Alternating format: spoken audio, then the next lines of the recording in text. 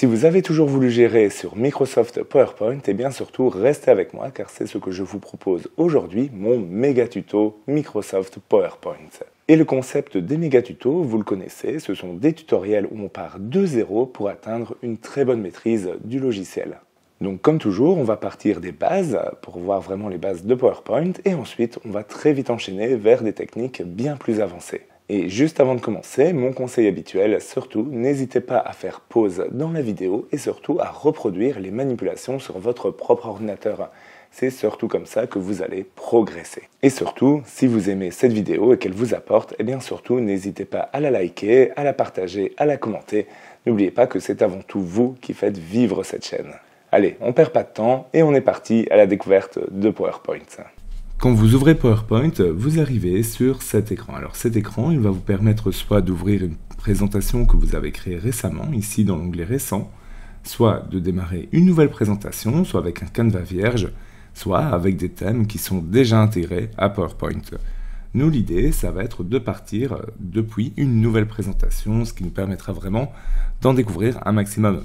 Donc nous, on va partir sur une nouvelle présentation et on est parti à la découverte de PowerPoint. Alors PowerPoint, basiquement, son interface est très simple à prendre en main. Vous allez retrouver ici, en haut à gauche, le menu au format ruban, qui est un menu classique chez Microsoft, avec plusieurs onglets qui vont vous permettre de faire pas mal de choses justement dans PowerPoint. On y reviendra plus tard, pour l'instant je vais le laisser positionner dans Accueil. Ici à gauche, on va trouver toutes les slides disponibles dans votre PowerPoint. Et ici, dans l'écran de droite, on va trouver la slide ouverte actuellement sur laquelle on va travailler. Alors, vous le voyez, par défaut, on a deux zones de texte qui sont ici. Donc, par exemple, je pourrais très bien venir cliquer pour ajouter un titre. Je clique et je peux mettre Bertrand.tech. Ça sera le sujet de notre présentation d'aujourd'hui, ma chaîne YouTube. Donc, je vais cliquer en dessous pour ajouter un sous-titre et je vais mettre une chaîne pour apprendre l'informatique. Voilà, je vais cliquer ailleurs pour désélectionner et vous voyez déjà que notre slide commence à prendre forme. Ok, juste avant d'aller plus loin, ce que je vous propose, c'est d'enregistrer une première fois notre travail, comme ça, bien, on est sûr de ne pas le perdre si on a un crash ou un oubli, etc. Donc pour ça, on va simplement aller dans l'onglet Fichier et on va cliquer sur Enregistrer. Comme c'est la première fois que nous l'enregistrons, eh bien, il nous propose de l'enregistrer sous un nouveau fichier. Forcément, c'est la première fois. Donc ici, eh bien, moi, je vais simplement l'enregistrer sur le bureau. Et je vais l'appeler ma présentation. Au niveau du format, on peut le laisser par défaut en format PowerPoint. Et on clique sur Enregistrer. Alors, pour la réenregistrer à nouveau, eh bien là, il y a deux options. La première, c'est que par défaut, on a enregistrement automatique qui devrait être activé. Donc, si c'est le cas, vous pouvez le laisser. PowerPoint se chargera pour vous d'enregistrer. Si vous préférez gérer ça manuellement, alors vous pouvez le désactiver. Et à ce moment-ci, vous aurez la possibilité de l'enregistrer dans le menu Fichier. Vous avez de nouveau le bouton Enregistrer. C'est comme vous préférez. Moi, je vais le laisser en enregistrement automatique. Comme ça, je n'ai pas à gérer ça. Notez d'ailleurs que quand l'enregistrement automatique est activé, eh bien, dans Fichier, il n'y a plus l'option Enregistrer vu que c'est géré automatiquement par PowerPoint. Comme ça, vous savez. Moi, je reviens sur mon PowerPoint en cliquant sur la petite flèche juste ici. Et on continue à travailler, bien sûr, notre présentation. Donc, nous avons à présent besoin de créer une nouvelle slide. Pour ça, dans le ruban Accueil, vous trouvez l'option Nouvelle diapositive. Quand vous appuyez sur le petit plus, qui est juste ici, cela ajoute directement une diapositive vierge avec une zone de titre et une zone de texte qui sera par défaut sous forme de liste à puces. Mais vous pouvez également cliquer sur Nouvelle diapositive, ici sur l'écriture avec la petite flèche. Et ici, par défaut, PowerPoint vous propose des mises en forme de base que vous pouvez utiliser directement. À noter que celles-ci peuvent dépendre du thème que vous avez choisi. Si vous avez choisi un PowerPoint avec un thème, vous aurez ici déjà des mises en forme qui sont préexistantes. Bon, nous, on va partir de cette diapositive que nous avons ajoutée. Donc dans le menu, c'est celle-ci, titre et contenu. Et je vais cliquer et ici, on va taper mes thématiques. Les thématiques que vous retrouverez sur ma chaîne. Et bien sûr, vous le savez si vous êtes déjà abonné, sinon n'hésitez pas à le faire, ça me soutient vraiment dans mon travail. Sur ma chaîne, on va parler de bureautique, on va parler aussi de multimédia, on va parler de graphisme, on va parler de modélisation 3D, on va parler d'informatique plus généralement, et on va parler également de photographie et de vidéo. Bref, on va parler de tout ce qu'on sait faire avec l'informatique. Donc n'hésitez pas à me rejoindre, vous apprendrez tout un tas de choses qui vous permettront d'exploiter vraiment toutes les possibilités de votre ordinateur, de votre tablette, de votre iPhone. Mais dans PowerPoint, vous pouvez très bien décider de tout, y compris de la mise en forme, bien sûr, de votre slide. Donc maintenant, ce que je vous propose de faire, toujours dans le menu Accueil, c'est d'aller dans Nouvelle diapositive et de choisir une diapositive totalement vide. Ici, je vais maintenant me diriger sur le menu Insertion. Ce menu, en fait, il comprend tout ce que je peux intégrer dans PowerPoint directement, en tout cas une grosse partie des choses. Et un des trucs les plus élémentaires qu'on peut venir ajouter, c'est une zone de texte. Donc je vais cliquer sur Zone de texte. Vous voyez que mon curseur reste bien enfoncé dans Zone de texte et que mon curseur, quand je le balade sur la slide, prend une forme différente. Donc je peux cliquer et maintenir, ça me permet de tracer moi-même ma zone de texte. Donc je le fais, et ici, je vais marquer « Qui suis-je » Pour valider, je clique en dehors de la zone. Si je veux récupérer le contrôle sur cette zone, je clique une fois dessus. Ici, par exemple. Et je peux la déplacer en venant et en maintenant près des bords, comme vous le voyez, ou ici d'ailleurs à l'intérieur de la zone. Vous voyez que je peux le déplacer tout simplement. Je peux venir la redimensionner en cliquant et en maintenant sur les points que vous trouvez de chaque extrémité de cette zone. Donc je vais le faire, je vais venir redimensionner ça un petit peu et déplacer ça par exemple ici sur la droite. Voilà, j'agrandis un peu tout en sachant que bien sûr je ne vais pas utiliser tout l'espace qui est ici. Par contre, je vais en recréer une nouvelle dans le menu Insertion. De nouveau, zone de texte. Et je vais venir tracer ça ici. Alors vous voyez que généralement, on a des petits guides qui vont apparaître pour nous aider à positionner nos éléments. On le voit sur la petite bordure rouge qui apparaît ici sur la droite. Ça veut dire que c'est aligné avec ma zone de texte ici. Par contre, si je veux l'aligner sur la gauche, eh bien je clique, je maintiens. Et je vois qu'à un moment donné, la petite ligne réapparaît. On sent d'ailleurs une petite résistance. Eh bien, là aussi, c'est la même chose. Je double-clique à l'intérieur et je peux commencer à intégrer mon propre texte. Donc là, je vais mettre « J'enseigne l'utilisation de la tech en classe et sur YouTube. » Tout simplement. Je pense que ça me définit assez bien. Voilà, je mettrai ça en forme un peu plus tard. On va continuer un peu dans le menu Insertion. Dans ce menu Insertion, vous voyez qu'on retrouve Images, par exemple. Et bien là, je peux cliquer et je trouve 3 éléments. Cet appareil, image d'archive et image en ligne. Je vais choisir cet appareil. Choisir l'option cet appareil vous permet d'ouvrir l'explorateur de fichiers de Windows et de naviguer jusqu'à la photo que vous souhaitez ajouter à votre PowerPoint. Moi, je vais aller chercher une de mes photos. Je double-clique et ça ouvre ma photo. Je clique ailleurs pour valider.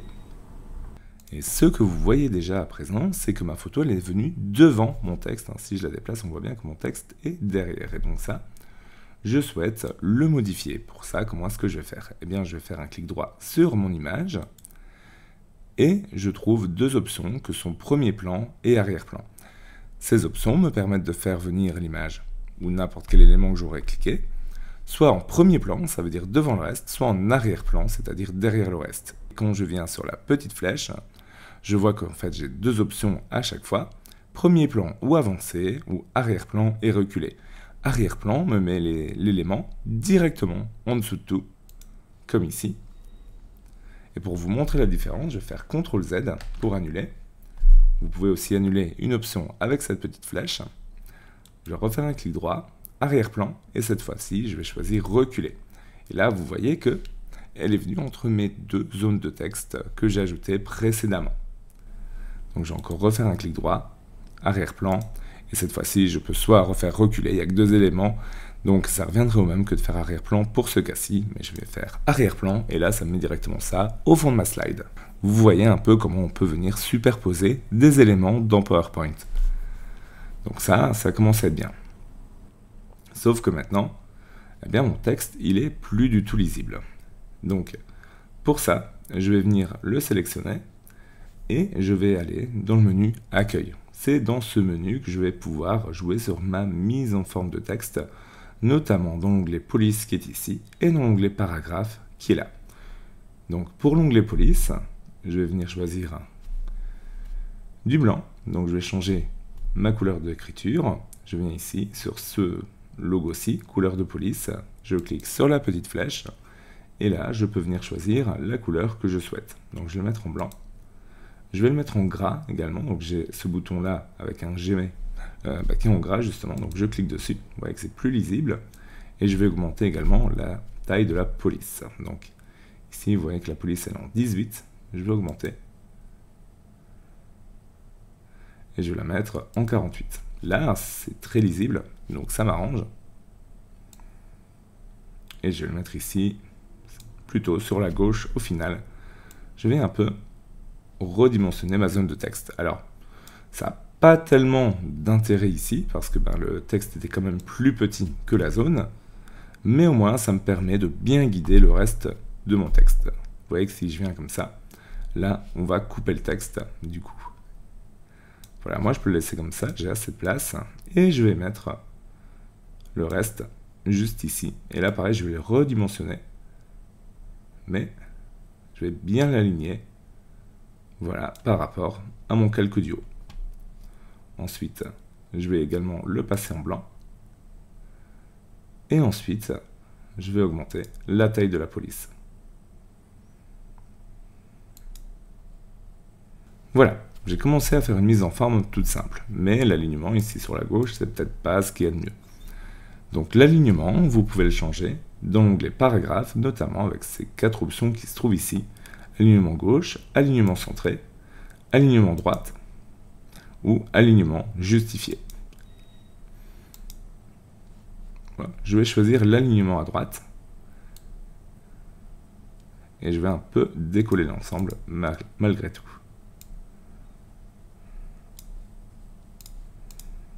Voilà, on déplace bien comme il faut. Et j'ai maintenant mon slide qui est plus ou moins bien pour la diffusion. Alors je dis plus ou moins bien parce que on voit qu'ici on a une ligne blanche et au final ma photo pourrait être pleine page. Donc ce que je vais faire, c'est que je vais cliquer sur la photo encore une fois et venir l'étirer comme ça. Vous voyez sur le bord qui est ici, je clique, je maintiens et je viens le mettre plus loin. Alors ici, dans ce cas-ci, on voit que ça dépasse du slide. C'est pas tellement un problème dans le sens où quand on va le projeter, ça va se couper. Donc c'est pas un souci à ce niveau-ci.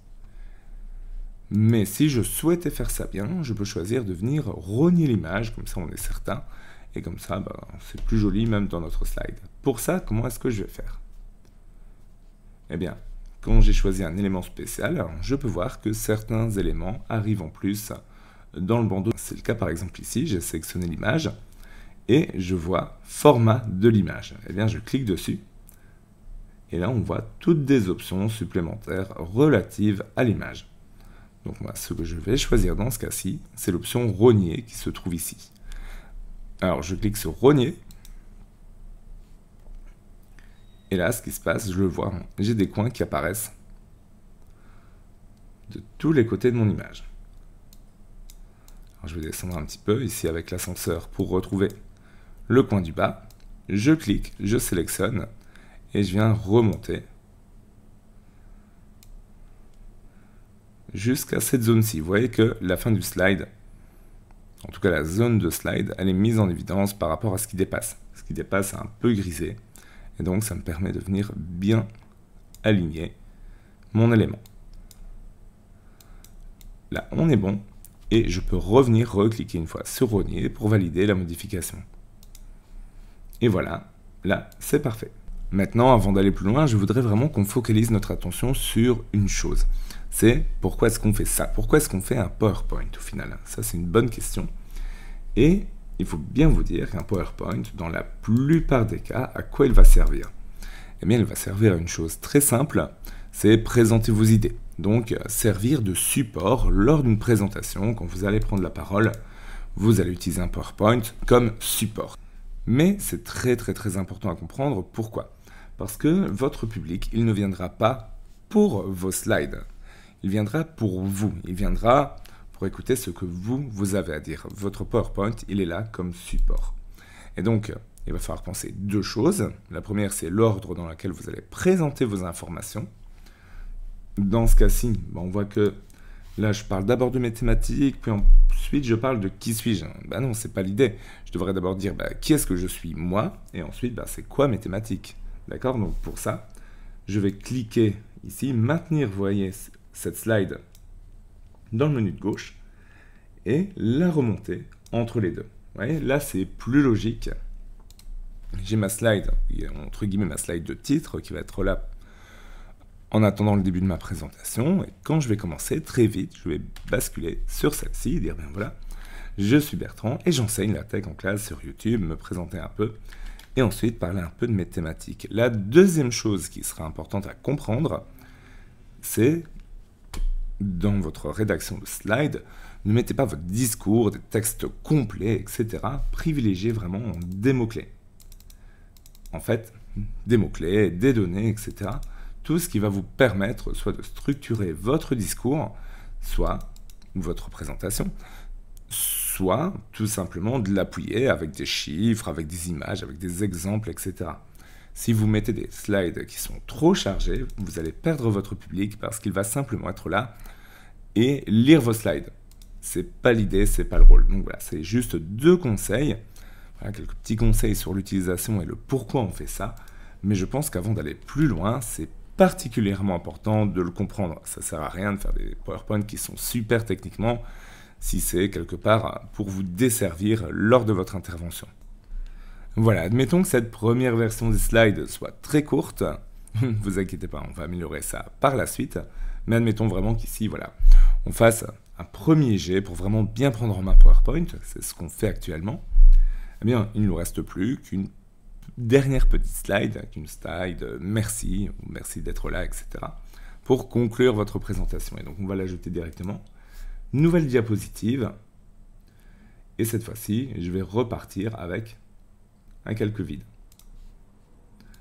Et donc, dans ce slide vide, ce que je vais faire maintenant, c'est que je vais renouveau utiliser le menu Insertion, Images.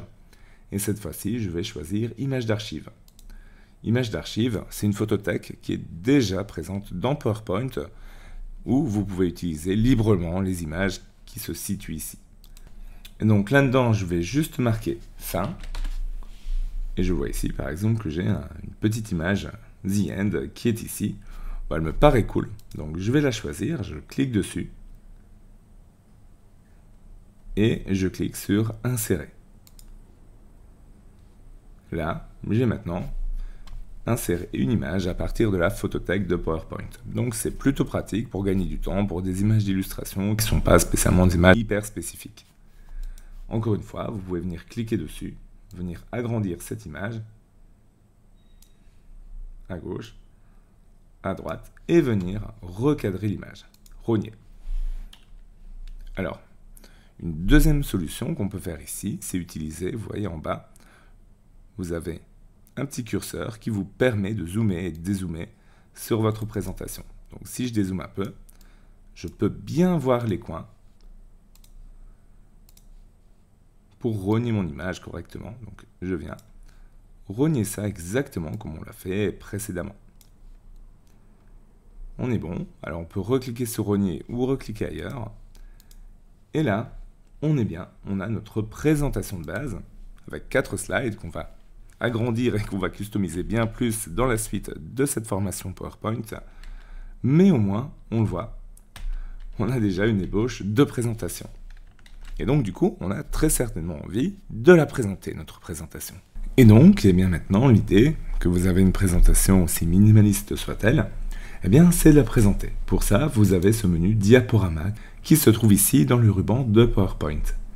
Je clique dessus. Je vois que j'ai différentes options qui sont disponibles.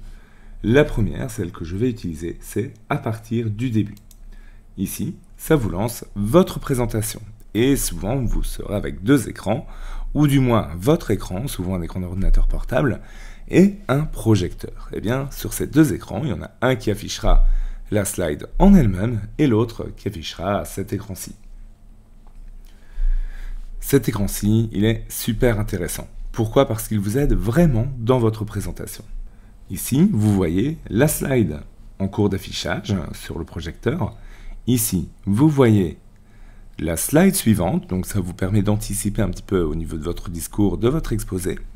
Et ici, vous retrouvez un onglet qui vous permet d'ajouter vous-même des notes que vous pouvez lire pendant votre présentation. Alors, je vous déconseille de mettre un texte complet, mais vous pouvez rajouter des petits mots-clés, des petites choses que vous vous dites, ok, là je vais parler de ceci, cela, etc. Je vais ajouter ça. Et c'est des notes qui seront uniquement dispo pour vous. Donc ça, c'est quand même intéressant de le savoir. Une deuxième chose qui peut être très intéressante de savoir, c'est ici, vous avez paramètres d'affichage qui est affiché, justement. Eh bien, si jamais vous n'êtes pas dans la configuration qui est la bonne, c'est-à-dire que vous voyez, votre slide ici, affiché en grand, et sur le projecteur, cet écran-ci. Eh bien, vous pouvez inverser ça, simplement dans paramètres d'affichage, et en cliquant sur basculer entre le mode présentateur et diaporama. Ça aura pour effet de changer la disposition des 2 écrans. Donc c'est un tips que je vous donne, mais qui pourrait être vraiment méga utile, croyez-moi, le jour J, le jour de votre présentation. Voilà, je refais la même chose pour rebasculer l'affichage. Et ensuite, eh bien, qu'est-ce qu'on a d'autre d'intéressant ici? Eh bien, on a un chronomètre. Là, vous voyez que là, ça fait 2 minutes et 29 secondes depuis que j'ai lancé cet écran. Donc ça, c'est plutôt assez intéressant. Si vous devez vous timer, vous chronométrer, vous avez le chrono qui est affiché là. Si je clique, je passe de slide en slide jusqu'à la fin de mon diaporama où le dernier clic mettra fin à la session et vous renverra, après un clic supplémentaire encore, vers votre logiciel PowerPoint. Donc voilà comment vous pouvez présenter les slides que vous venez de créer. Et maintenant, dans la suite de ce tutoriel, eh bien, on va aller bien sûr beaucoup plus loin. Commençons à bien personnaliser notre slide. Et pour ça, ce que je vais faire, je vais choisir déjà ma slide de titre et je vais aller maintenant dans l'onglet Conception. Dans cet onglet, je vais directement aller dans Mise en forme de l'arrière-plan. Je clique. Ici, j'ai un volet qui apparaît sur la droite avec pas mal d'options. Ces options me permettent de choisir entre un remplissage uni, une couleur, du blanc par défaut, mais si je voulais la changer, eh bien je clique ici et je peux venir changer la couleur de remplissage de mon slide. Bon, moi je vais rester sur du blanc. Et maintenant, je vais choisir remplissage dégradé. Ici, je peux utiliser un dégradé de couleur pour remplir l'intérieur de ma slide. Parlons-en un peu des dégradés. Alors, j'ai déjà de base de remplissage dégradé, des dégradés prédéfinis, donc il suffit de venir cliquer ici et de choisir un dégradé de la couleur qui vous plaît. On peut bien sûr personnaliser ça dans toutes les options qui se trouvent ici. Que moi, je vais remplir avec une image. Donc, je choisis remplissage avec image ou texture. Et ici, je vais cliquer sur Insérer. Vous retrouvez les mêmes options qui étaient disponibles à l'insertion d'une image, c'est-à-dire à partir d'un fichier, de la photothèque, en ligne ou même à partir d'icônes. Moi, je vais choisir image de la photothèque. Et là, j'ai besoin d'une image qui fasse tech, informatique, etc. Donc, je vais taper ordinateur. Dans ce cas-ci, je pense que je vais choisir celle-ci, tout simplement. Elle est pas mal, et je clique sur Insérer. Voilà. Là, on a à présent notre image de fond. Et on pourrait choisir de l'appliquer partout. Donc par défaut, c'est à l'appliquer que sur un seul slide. Vous voyez que là, le fond reste vierge. Mais je pourrais cliquer sur Appliquer partout pour l'appliquer sur l'ensemble de mes slides. Et là, vous voyez que tous mes slides ont suivi. Donc je vais quitter en appuyant sur la petite croix sur ce menu. Voilà. Je n'ai plus qu'à faire un petit peu de personnalisation à ce niveau-ci. Et donc, eh bien, mon texte qui est en noir, ça vous savez déjà le faire à présent, on va aller dans Accueil, et on va se dire, ok, moi je le préférerais en blanc, vous voyez que ça rend beaucoup mieux, vu que l'arrière-plan est sombre. Retenez que la lisibilité, c'est surtout une question de contraste. Donc, ça paraît logique, mais une police claire sur un fond sombre, ça va donner nettement mieux qu'une police sombre sur un fond sombre, bien évidemment. Bon, maintenant, je vais le mettre en gras, et je vais augmenter un petit peu la taille de la police. N'hésitez pas à bien exploiter l'espace dans vos slides. Pareil, pour une chaîne pour apprendre l'informatique, je vais le mettre en gras, en blanc, et je vais augmenter aussi un peu la taille de la police. Voilà, c'est pas mal pour l'instant, moi j'aime bien. On pourrait aller encore plus loin, bien évidemment, mais ça va se faire, comme je vous le dis, vraiment au fur et à mesure du tutoriel. Donc là, on est bon. La deuxième slide, là, pour moi, elle est toujours bonne, elle est toujours valide, il n'y a pas de souci avec ça. Pour la troisième slide, je vais également venir modifier un peu les thèmes de couleurs. Donc je vais venir sur mes thématiques, pareil, je le passe en gras, pareil, je le passe dans la bonne couleur de police ici, et j'augmente un peu la taille. Pareil ici, en gras, et je le passe également en coloré, en blanc. Ça commence à être pas trop mal. Ceci étant dit, il y a quand même des petites choses ici, on pourrait aller un peu plus loin, et par exemple, on pourrait rajouter un peu de mise en forme graphique par-dessus tout ça. Donc pour ça, je peux utiliser des formes qui sont intégrées directement dans PowerPoint. Menu Insertion, et maintenant, je vais aller ici dans Insertion, Forme. Là, je peux choisir tout un ensemble de formes que je vais pouvoir ajouter directement dans PowerPoint. Donc ici, je vais faire simple, je vais choisir une ellipse. Donc je clique sur ellipse, et en cliquant et en maintenant, vous voyez que je trace une ellipse. Alors si je maintiens Shift sur mon clavier, donc la petite touche majuscule, ça va contraindre mon ellipse à devenir un rond parfait. Donc voilà, ça c'est bien. Je lâche et automatiquement il m'amène au menu format de la forme avec mon rond de sélectionner. Si ce n'est pas le cas, je sélectionne mon rond et je vais dans le menu format de forme. Ici, je vais pouvoir modifier tout un ensemble d'éléments. Donc le premier que je vais vouloir modifier, c'est la couleur de remplissage. Là, ce que je vais faire, je vais le mettre en blanc. Donc on voit que j'ai ici des styles de forme qui sont déjà prédéfinis. Donc basiquement, si je clique dessus, je modifie le style de forme. Mais je peux très bien venir gérer moi-même mon contour, mon remplissage, ainsi que des effets qu'on pourrait ajouter. Donc je vais aller dans remplissage, et cette fois-ci, je vais choisir couleur de thème blanche. Dans contour, cette fois-ci, je vais venir désactiver mon contour. Je n'ai pas besoin de contour dans ce cas-ci. Donc je vais choisir l'option sans contour qui est disponible. Voilà, là on est bon. On a donc notre rond sans contour. Maintenant, si je double-clique dedans, vous voyez que automatiquement on a une zone de texte au centre. Et donc mon texte, mes thématiques, le titre de ma slide, je peux venir le marquer ici.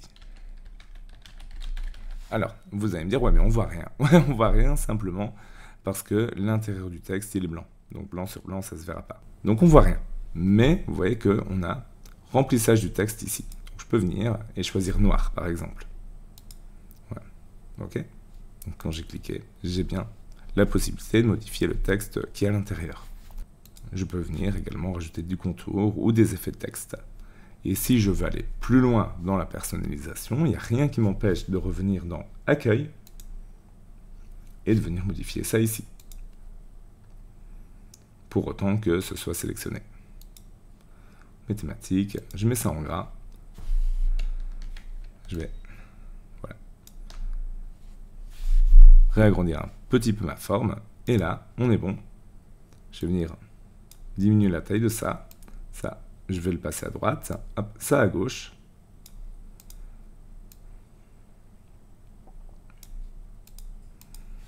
Et ça, maintenant, je peux le supprimer. Donc, je clique dessus et j'appuie sur la touche Delete de mon clavier. Voilà, je vois que j'en ai encore un derrière. Pareil, je clique Delete. Et là, on voit un peu comment j'ai changé la mise en forme de mon slide. Alors, ça paraît toujours pas hyper bien aligné. Donc moi, ce que je vous conseille de faire, c'est vraiment, de bien aligner au centre votre onglet ici. On va faire plus ou moins comme ça. Le deuxième, c'est de venir aligner pareil ça à peu près de la même façon en haut et en bas. Comme ça également. Et toujours dans Accueil, là, vous pouvez aller dans l'alignement vertical. Donc l'alignement vertical, vous allez le retrouver dans Paragraphe. Et cette fois-ci, dans Aligner le texte. Je clique et là, je choisis Milieu. Et voilà. Et comme ça, c'est plutôt pas mal pour l'instant. Moi, je pense que c'est chouette, que c'est visible, que on a une belle mise en forme à ce niveau-ci. Donc on va le laisser comme ça. On pourrait juste augmenter encore un tout petit peu la taille des polices, à la limite. Mais en soi, on est bon, on a une super slide qui nous permet de présenter des points clés avec une mise en forme au niveau de l'arrière-plan, une mise en forme au niveau de l'insertion de forme, avec du texte à l'intérieur et des couleurs qui sont personnalisées, et une zone de texte qu'on a ajoutée précédemment. Ok, admettons maintenant que j'ai envie de créer une deuxième slide qui se base sur celle-ci. Il y a différentes méthodes de la faire, mais pourquoi pas simplement aller au plus simple dans un premier temps. Et ça, je vais le faire en faisant un clic droit sur ma slide, ici, et en choisissant « Dupliquer la diapositive ». Ça m'en crée une copie, comme vous pouvez le voir, que je n'aurai plus qu'à customiser pour mettre ce que j'ai envie de mettre. Et donc, je vais mettre par exemple mon approche. Et mon approche, eh bien c'est quoi? C'est avant tout la simplicité. C'est de rendre la tech accessible à tous. Et à travers ça, vous offrir des opportunités, des possibilités. On va mettre des possibilités. Là, c'est un petit peu trop petit, donc je vais agrandir un tout petit peu ma zone de texte.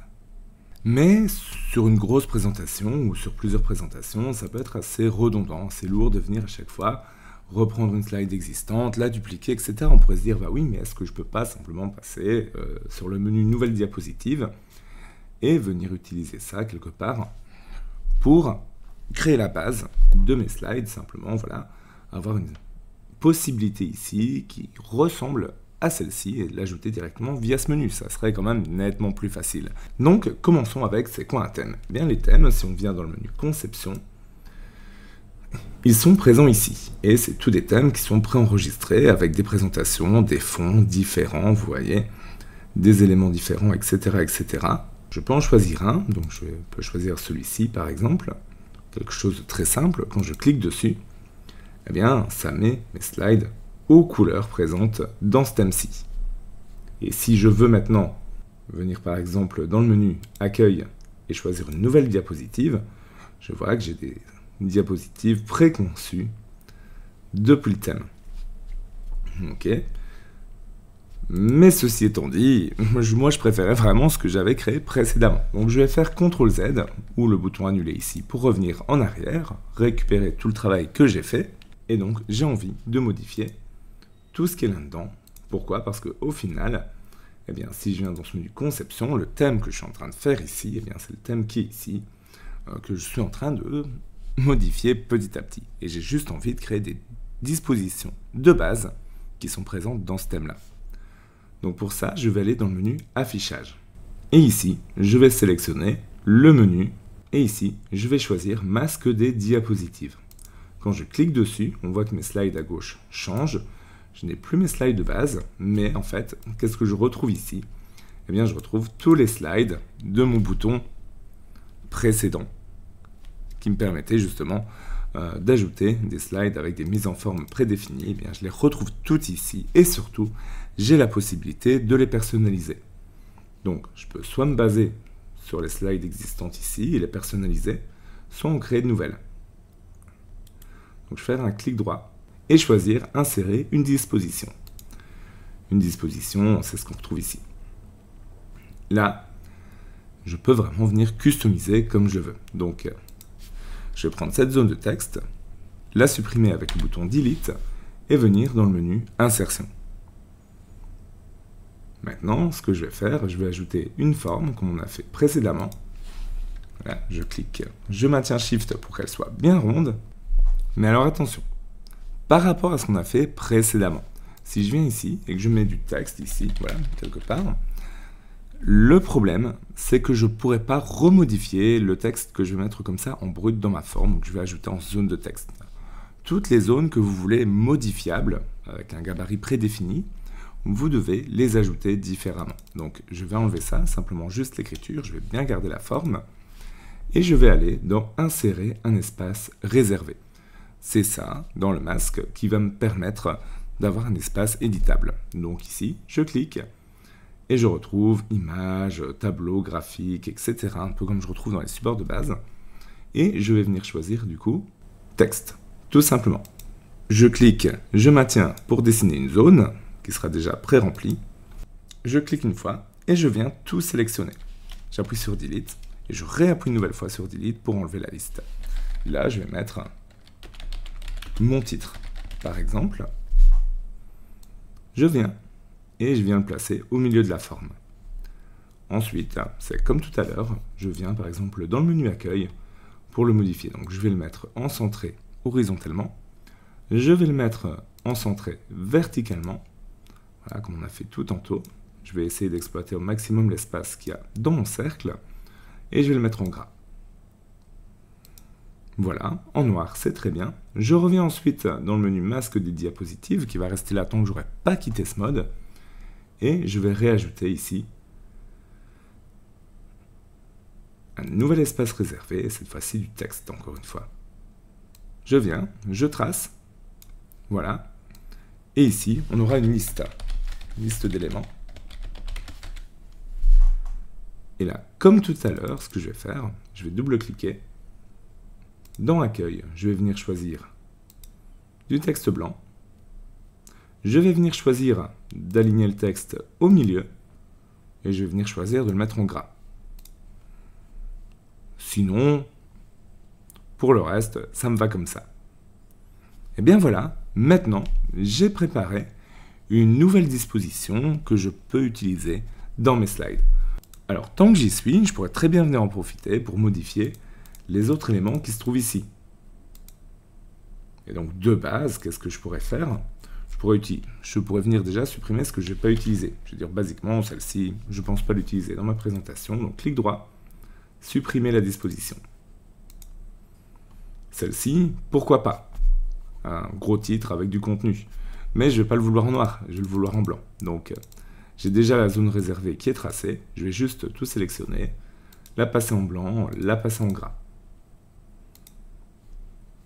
Ici, est-ce que j'ai besoin de ça avec une image, du petit texte et un titre? Pourquoi pas? Donc, je vais sélectionner ça. Pareil, je vais choisir du blanc, du gras. Ici, je vais laisser ça de base et je vais mettre ça en blanc. Voilà, tout simplement. La slide vide, ça j'en ai bien plus que besoin. Je vais l'utiliser dans pas mal de cas. Ça, je vais venir et je vais faire supprimer la disposition. Comme ça, voilà, on va vraiment garder que l'essentiel. Ici, un titre avec rien derrière, ça peut être utile aussi. Pourquoi pas? En gras, en blanc. Un titre avec 2 colonnes et tout le reste. Là, je vais venir supprimer tout ça. Si je vais en sélectionner plusieurs d'un coup, je sélectionne par exemple celle-ci, je remonte jusqu'à celle que je veux enlever, admettons celle-ci, clic droit, et je vais choisir supprimer. Et là, si je n'ai pas la possibilité de la supprimer, c'est pour une raison toute simple, c'est parce que je l'ai déjà utilisée dans mon document. Basiquement, je pense que celle-ci, j'ai déjà utilisée. Donc, je maintiens CTRL, je clique dessus pour l'enlever, je regarde, et là, je vois que je peux supprimer ces dispositions. Voilà. Alors ici, voilà, je vais prendre les deux. Shift et je clique sur les deux. Comme ça, j'ai sélectionné en même temps. Sinon, je peux cliquer et maintenir comme ça pour sélectionner. Ça marche aussi. Voilà. Et maintenant, ici, je passe tout en blanc. Tout simplement. Et ici, également, je passe tout en blanc.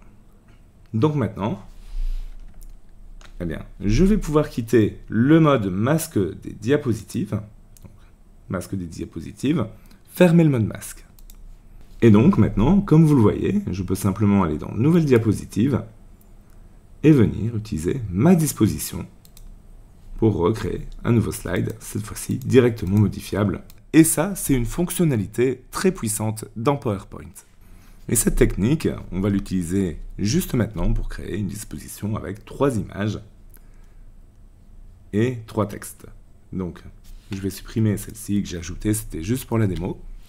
Je vais revenir dans mon mode masque, donc affichage, masque des diapositives. Et cette fois-ci, je vais recréer une nouvelle disposition à partir de celle-ci, de la page vide en fait. Donc, clic droit, insérer une disposition. Voilà, je la mets à la suite. Là, je peux effectivement avoir un titre. Donc le titre, je vais le laisser. Je vais juste aller dans Accueil. Je vais le mettre en centré, en blanc, en gras. Voilà, ça c'est très bien. Et maintenant, je reviens dans le menu Masque des diapositives. Là, je choisis Insérer un espace réservé et je vais ajouter une image. Donc j'ajoute, je clique, je maintiens et je maintiens Shift pour que ça soit bien carré. Voilà, on est bon, on en a ajouté une. Et en dessous, je vais ajouter du texte. Donc, masque des diapositives toujours, espace réservé, texte. Je clique, je maintiens la souris, hop, et je la trace à peu près aux bonnes dimensions. Je supprime le texte qui est présent à l'intérieur, j'en ai pas besoin. Par contre, là je vais mettre texte, je vais double-cliquer, et dans le menu accueil, je vais choisir une police blanche, et je vais choisir de centrer. En gras, mais je vais laisser la taille telle qu'elle est ici. Peut-être même agrandir un peu, et venir recentrer par rapport à l'image. Je vais cliquer dehors, je vais maintenir et je vais tracer un rectangle autour des deux pour les sélectionner. Et maintenant, ce que je veux, c'est les dupliquer. Et maintenant, pour les dupliquer, simplement, je peux faire un copier-coller. Clic droit, copier, clic droit, et je choisis coller. Hop, je viens le coller ici sur la droite. Et je le recolle une deuxième fois, en utilisant bien le thème de destination ici. Hop, je le déplace et je viens le centrer. On a des guides qui nous aident à voir si c'est bien centré. Voilà, on a à présent notre mise en forme qui est prête. Super, je peux quitter le mode masque des diapositives, donc je reviens dans masque des diapositives, fermer le mode masque. Je viens à la suite et je crée une nouvelle diapositive. Ici, je choisis la nouvelle disposition personnalisée. Et là, je peux vous donner mes réseaux. Donc je vais mettre « Retrouvez-moi » sur 3 petits points. Et donc maintenant, je n'ai plus qu'à cliquer sur chaque logo d'image pour aller choisir l'image sur mon ordinateur. Donc moi, j'en ai préparé 3. Vous pouvez très bien utiliser le site Pixabay pour trouver des images libres de droit que vous pouvez utiliser. Voilà, c'est là où j'ai trouvé les miennes. Donc si je tape YouTube, par exemple, j'ai trouvé cette image-ci, je clique et je peux simplement la télécharger en JPEG gratuitement. Voilà, ça c'est la petite astuce. Donc moi, je vais choisir ici YouTube. Je clique sur Insérer. Voilà, ça a pris place. Je fais pareil pour la deuxième avec Instagram. Et je fais pareil pour la troisième avec TikTok. Là, on est bon et je n'ai plus qu'à mettre à chaque fois le nom des comptes. Et donc, vous pouvez me retrouver sur YouTube sur @tech avec Bertrand. Sur Instagram, sur le compte tech _ avec Bertrand. Et sur TikTok, sur le compte @bertrand.tech. D'ailleurs, si vous ne me suivez pas encore sur Instagram ainsi que sur TikTok, je vous invite bien sûr à me rejoindre sur mes comptes. Vous verrez, on y est bien. Et puis surtout, ça m'encourage toujours à vous fournir le meilleur de moi-même. Donc n'hésitez pas à me rejoindre, ça me ferait super plaisir. Nous avons à présent super bien progressé et nous sommes passés d'un PowerPoint vierge à un PowerPoint qui est déjà très bien mis en forme, sur lequel on a créé nos propres canevas de disposition et sur lequel on commence à pouvoir aller de plus en plus loin. Et si ça vous plaît, surtout accrochez-vous car ce n'est que le début. Et notamment, qu'est-ce qu'on n'a pas encore fait? Eh bien, on n'a pas encore parlé des transitions entre slides. Pour l'instant, on a des transitions qui sont très brutes, mais on va arranger ça de suite. Alors les transitions, bien justement, elles vont être jouées quand on va changer de slide. Et donc, par exemple, pour passer de cette slide à celle-ci, plutôt que d'avoir une transition qui soit super brute, eh bien ce qu'on va faire, c'est qu'on va sélectionner la deuxième slide et on va partir dans l'onglet, forcément, transition. Ici, c'est assez simple à comprendre, vous allez trouver l'ensemble des transitions qui sont disponibles dans ce volet-ci, nativement dans PowerPoint. Et comme vous voyez, il y en a déjà pas mal. La plupart vont fonctionner à peu près de la même façon, mis à part la morphose qu'on trouve ici, qui est super puissante et qui fera l'objet d'un passage dédié un peu plus tard dans cette vidéo. Donc nous, ce qu'on va faire par exemple, c'est qu'on va utiliser fractionner. Maintenant, on a un aperçu de cette transition. On voit que quand je vais passer de cette slide-ci à celle-là, d'ailleurs on va le faire immédiatement, et donc quand on passe de celle-ci à la suivante, eh bien on aura vraiment cette transition qui est appliquée. Donc c'est une façon de rendre votre PowerPoint, votre présentation plus vivante évidemment. On peut en appliquer plusieurs d'affilée, donc par exemple si je peux sélectionner ces deux-là. Pour ça, je clique sur la première, je maintiens CTRL et je clique sur la deuxième. Et maintenant, je me rends dans l'onglet Transition et j'en choisis une deuxième. Je vais choisir par exemple Découvrir. Et bien maintenant, si je relance ma présentation, on a toujours notre première présentation en split comme ça, et les deux autres qui passent en Découvrir. Bien sûr, pour les autres, on n'a pas encore appliqué de transition, mais donc il faudra le faire également. Donc ici, transition toujours. Là, je vais mettre une transition drap. Hop, qui donne un petit peu cet effet de drap qui se déroule par-dessus. Et enfin, pour The End, je vais venir et choisir la transition rideau.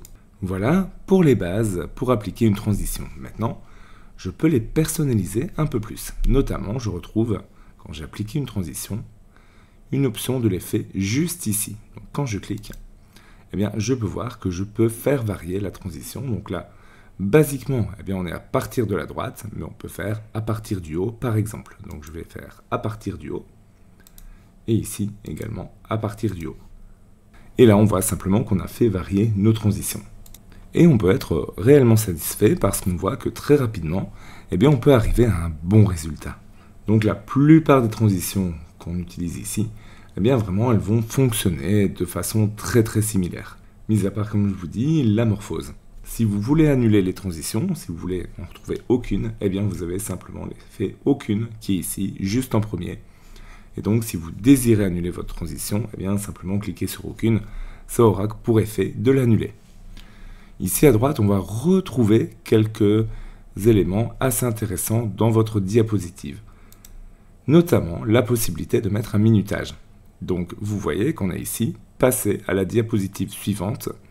Alors en théorie, elle est réglée sur manuellement, mais vous pouvez choisir de passer à la diapositive suivante après un certain laps de temps. Donc ici, si je le mets voilà, à 2 secondes et que je relance le diaporama, eh bien automatiquement, si je clique sur rien, on voit que automatiquement, après 2 secondes, la slide passe à la slide suivante. Alors ça, attention, ça peut être pratique, notamment si vous voulez faire une borne qui affiche des informations en continu, c'est un très bon moyen de le faire.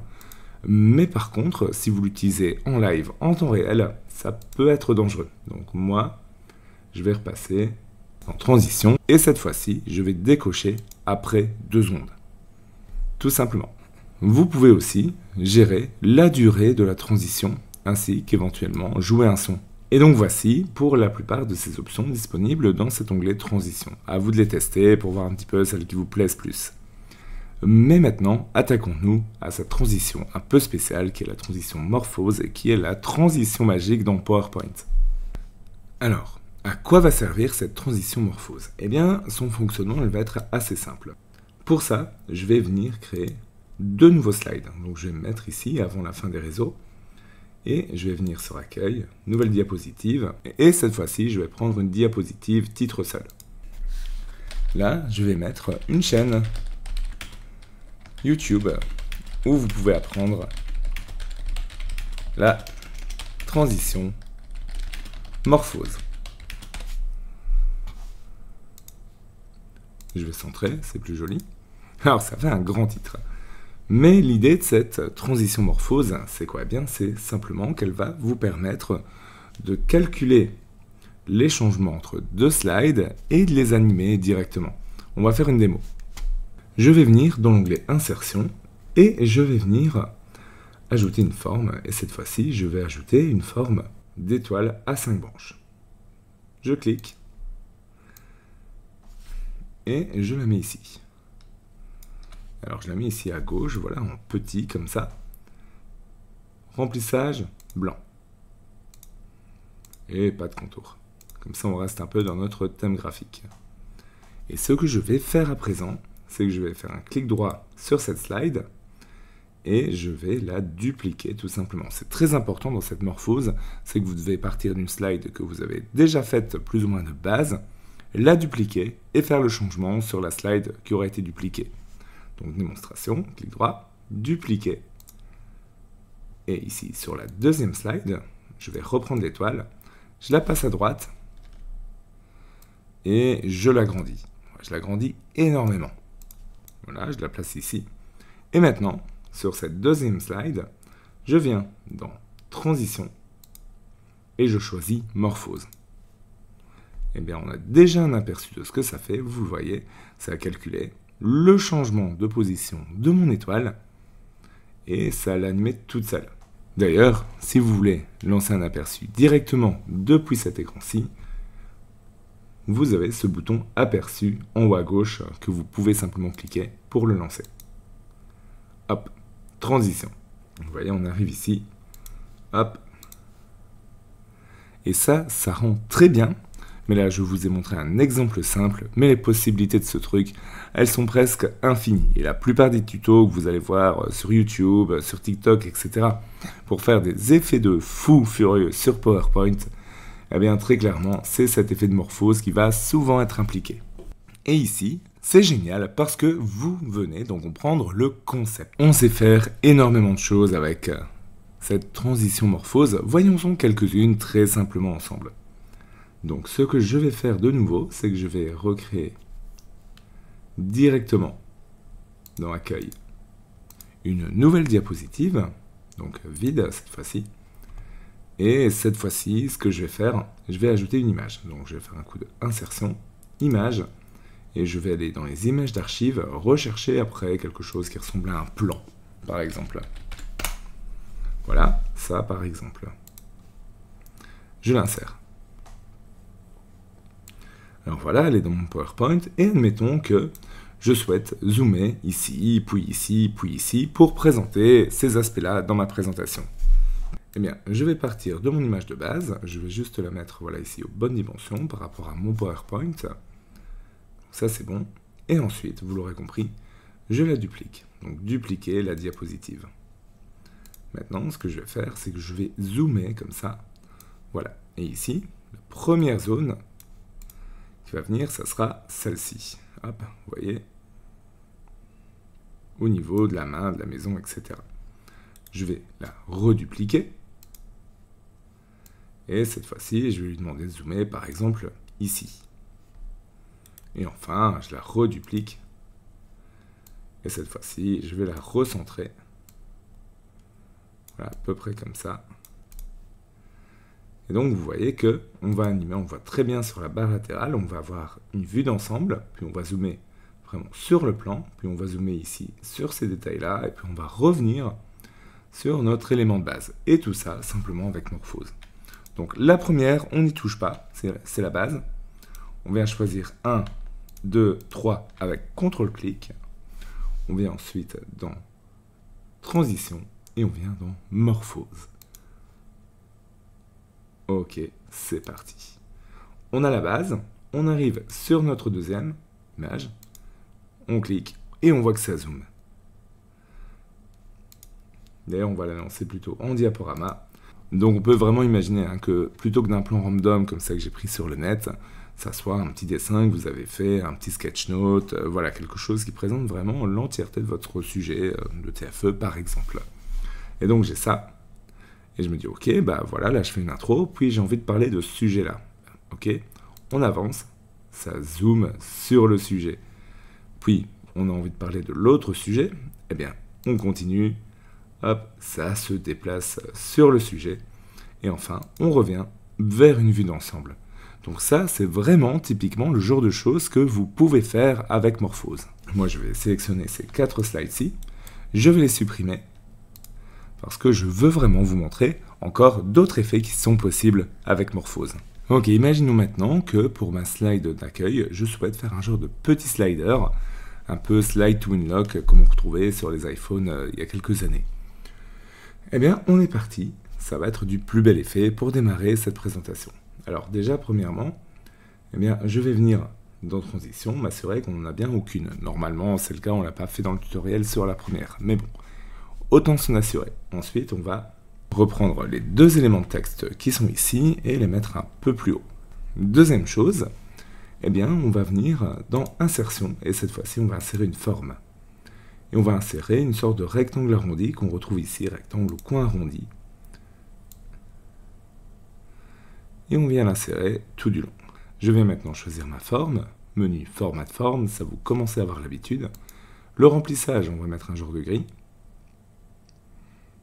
Voilà, c'est clair. On va pas mettre de contour, donc sans contour. Par contre, on peut commencer à s'intéresser aussi aux effets. Donc si je viens dans Effets ici, on peut retrouver la possibilité de mettre des ombres, des réflexions, des effets de lumière, et même des effets de rotation 3D si on le désire. Moi, je vais aller dans Ombre, et je vais aller chercher une ombre interne. Ça va donner une sorte de profondeur, comme vous le voyez, à ma forme. Voilà, je vais prendre la première, et vous voyez que c'est comme si vraiment on avait une profondeur ici à l'intérieur, on avait de la lumière qui donne ici sur le bord, et donc du coup ça crée un peu cet effet de profondeur, et donc ça déjà c'est super. Au niveau du remplissage, je vais peut-être mettre du blanc, c'est peut-être plus joli. Ok. Et maintenant, ce que je vais faire, je vais rajouter une nouvelle forme, Insertion, et on va partir maintenant, toujours dans les formes, et on va ajouter, à présent, une ellipse. Donc, je viens ajouter mon ellipse à l'intérieur, voilà, comme ceci. Je vais la faire coller vraiment sur le bord gauche, et cette fois-ci, couleur de remplissage, je la mets en blanc, ou en gris, sans effet de contour. Et pour rajouter un effet sympa, je viens dans Effet, Ombre, et je rajoute une ombre externe. Voilà, ça c'est pas mal. Et vous l'aurez compris maintenant, on va déjà peut-être mieux centrer l'ensemble. Voilà, ça donne mieux. On fait un clic droit sur notre première slide, on la duplique. Ce qu'on vient faire, c'est qu'on vient la placer tout à la fin. On essaye de rester bien dans l'alignement. Et toujours dans Format de forme, on vient la passer en vert. Ou en bleu, voilà la couleur qui donne le mieux ici. Je trouve que le bleu va mieux donner. Ok, là on est presque bon. Parce qu'il ne nous suffit plus que d'aller dans Transition et d'appliquer notre morphose. Et voilà, on a notre petit effet de Slide to Unlock. Surtout qu'on peut combiner ça avec passer à la diaporama suivante après une seconde. Et maintenant, quand on met tout ensemble, eh bien, ça nous donne quoi? Ça nous donne vraiment cet effet de Slide to Unlock. Je clique une fois, ça switch, on attend une seconde, on passe à la diapositive suivante. Donc vous voyez que cette morphose, elle vous permet de faire un tas de choses hyper intéressantes. Le prochain effet, il est super connu et vous pourriez tomber sur des tas de tutos qui l'expliquent. Autant le découvrir maintenant, toujours avec la morphose. Cette fois-ci, ce que je vais faire, je vais passer à la suite de ma première transition ici et je vais venir dans Accueil, Nouvelle diapo et on va toujours recréer une diapo titre seul. Et donc, encore une fois, là le titre, je vais mettre le titre de mon choix et je vais mettre ce qui vous permettra de créer l'effet parallaxe. Voilà, tout simplement, sans prétention. Et donc du coup, vous l'aurez compris, ce qu'on va faire ici, c'est de faire l'effet parallaxe. Donc pour ça, je vais avoir besoin d'une image, et de préférence une image assez large. Donc je vais aller faire un coup de Insertion, Image, et je vais encore aller chercher les images d'archives. Si vous n'avez pas la bibliothèque complète parce que vous n'êtes pas abonné Microsoft 365, ma foi, c'est pas grave, vous pouvez très bien aller chercher n'importe quelle image sur le net, quoi. Là, je vais aller chercher un paysage. Donc, je tape paysage. Voilà, je vais prendre les montagnes qui se trouvent ici, c'est un exemple, et je fais insérer. Ici, encore une fois, je vais venir vraiment l'agrandir, cette image, comme ceci.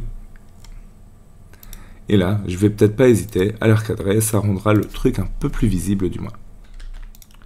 Donc, je vais mettre ça sur le coin inférieur. Voilà, parce que là, la partie sombre m'intéresse un peu plus. Ensuite, je viens dans format d'image,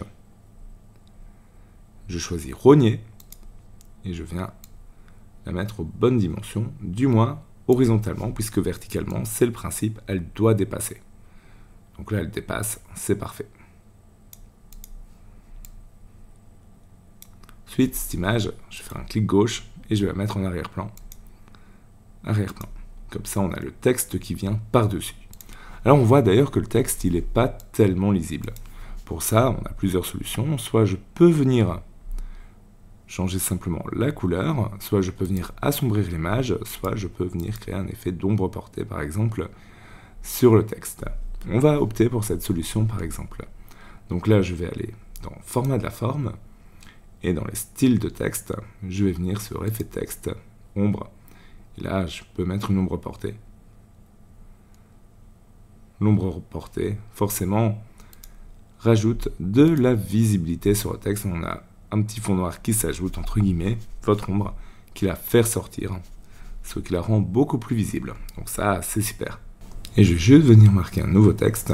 Donc je peux peut-être simplement copier ça, CTRL-C, CTRL-V. Je vais en mettre 2. Et je vais mettre...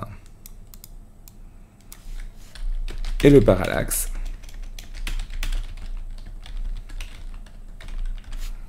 Voilà, je vais prendre cette nouvelle zone, CTRL-C, CTRL-V, et celle-là, je la mets en dehors de ma slide, du moins. Voilà. Là, je vais marquer juste, c'est bien. Voilà. Et le parallaxe, c'est bien. Ok, on est presque bon. Ça, on regarde, c'est bien centré, manifestement, c'est le cas. Et donc, ce qu'on va faire maintenant, ça va être assez simple, c'est qu'on va de nouveau dupliquer la diapositive. Et maintenant, je vais venir sélectionner les deux textes qui sont ici et venir les changer. Entre guillemets, celui de droite prend la place de celui de gauche. Tout simplement. Hop, c'est poussé hors de l'écran. La deuxième, c'est que je vais venir simplement changer un peu, voilà, mon fond. Et tout simplement, on va maintenant ajouter notre effet transition morphose. Et voilà l'effet que ça nous donne. Bien sûr, on pourrait le faire avec plusieurs textes et on pourrait juste bouger un petit peu moins notre arrière-plan. Voilà, ça c'est comme vous voulez, mais n'empêche que ça le fait. Ça le fait même très très bien. Et rendez-vous compte vraiment de ce que vous arrivez à faire maintenant avec PowerPoint. Si vous étiez au stade, voilà, j'utilise un petit template déjà tout fait, j'essaye de me débrouiller, rendez-vous déjà compte de la progression que vous avez fait. C'est énorme. Et on va continuer dans le chapitre suivant sur les animations. Et donc maintenant que nous avons parlé des transitions, c'est-à-dire l'effet qui est joué quand la slide arrive à l'écran, nous maintenant on va s'intéresser aux animations. Les animations, elles vont vous permettre de faire apparaître des éléments petit à petit, par exemple, au sein même d'une même slide. Donc pour ça, je vais prendre ma slide « Retrouvez-moi sur mes réseaux », encore un petit peu de publicité subliminale, on va dire. Mais on va partir maintenant dans l'onglet « Animation ». Et cet onglet « Animation » va vous permettre de faire apparaître chaque élément un par un, par exemple. Donc je prends un exemple, je vais venir sur le YouTube qui est ici, et je vais choisir une des animations qui se trouve dans ce volet qui est ici. Donc je vais prendre « Apparaître » par exemple. Je vais faire un coup de aperçu et je vais venir maintenant sur le @tech avec Bertrand ici et je vais faire apparaître.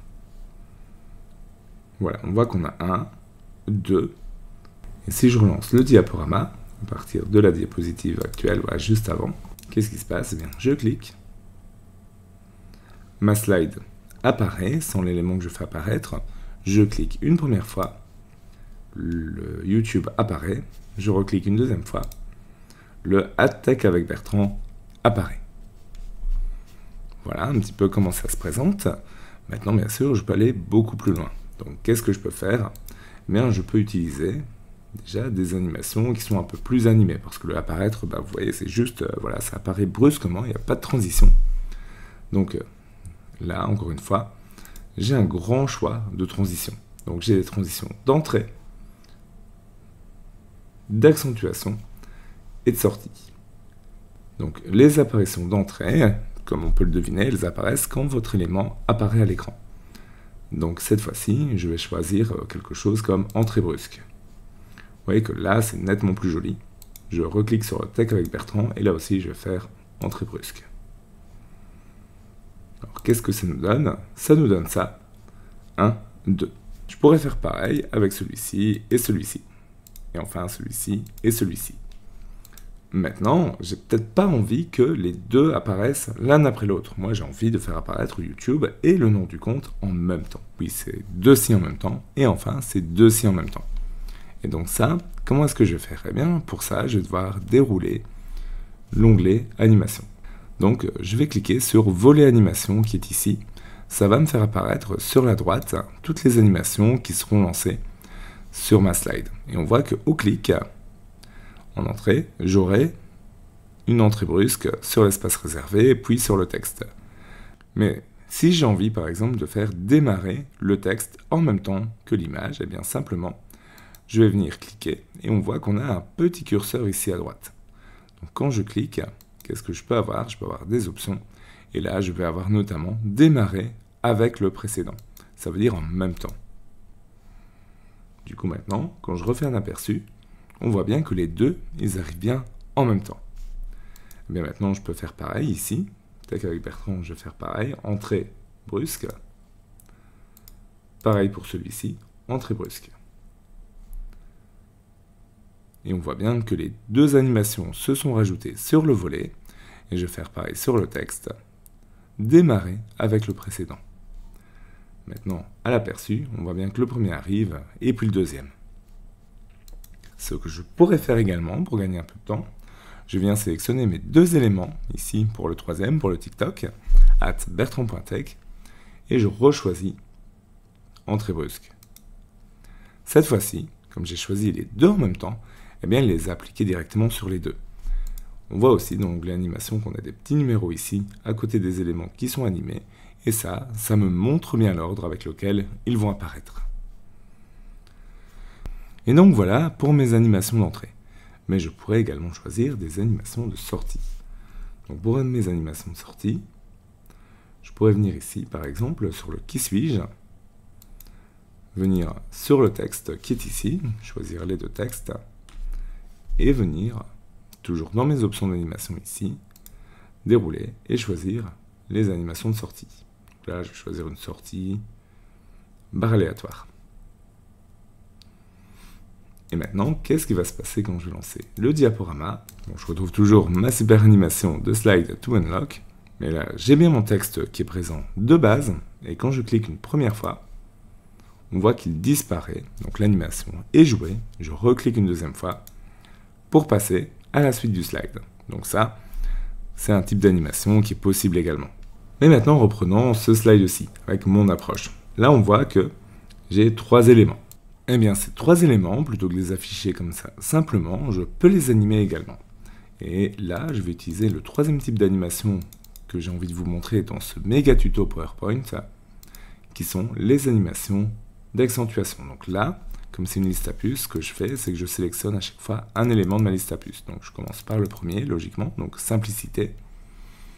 Et là, je déplie et je vais choisir par exemple agrandir. Je clique et on voit bien ce que ça va nous donner.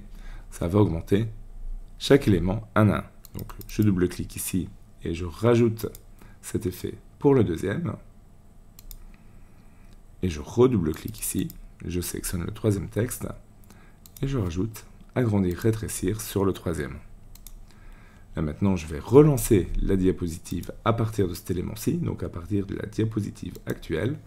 Et là, on voit bien, quand je clique une fois, eh bien, ça met simplicité en évidence. Je vais recliquer, ça me met accessible à tous en évidence à présent.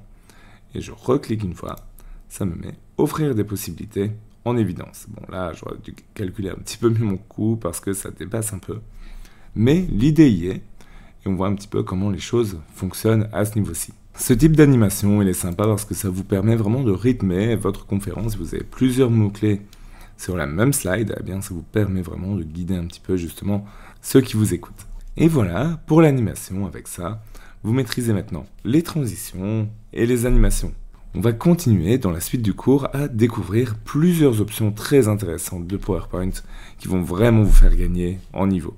Dans ce nouveau chapitre de ma formation PowerPoint, je vous présente comment manipuler des images dans PowerPoint, car vous allez le voir, on a quand même pas mal d'options qui sont disponibles. Bon, c'est pas Photoshop, mais si vous voulez Photoshop, j'ai un méga tuto pour vous également.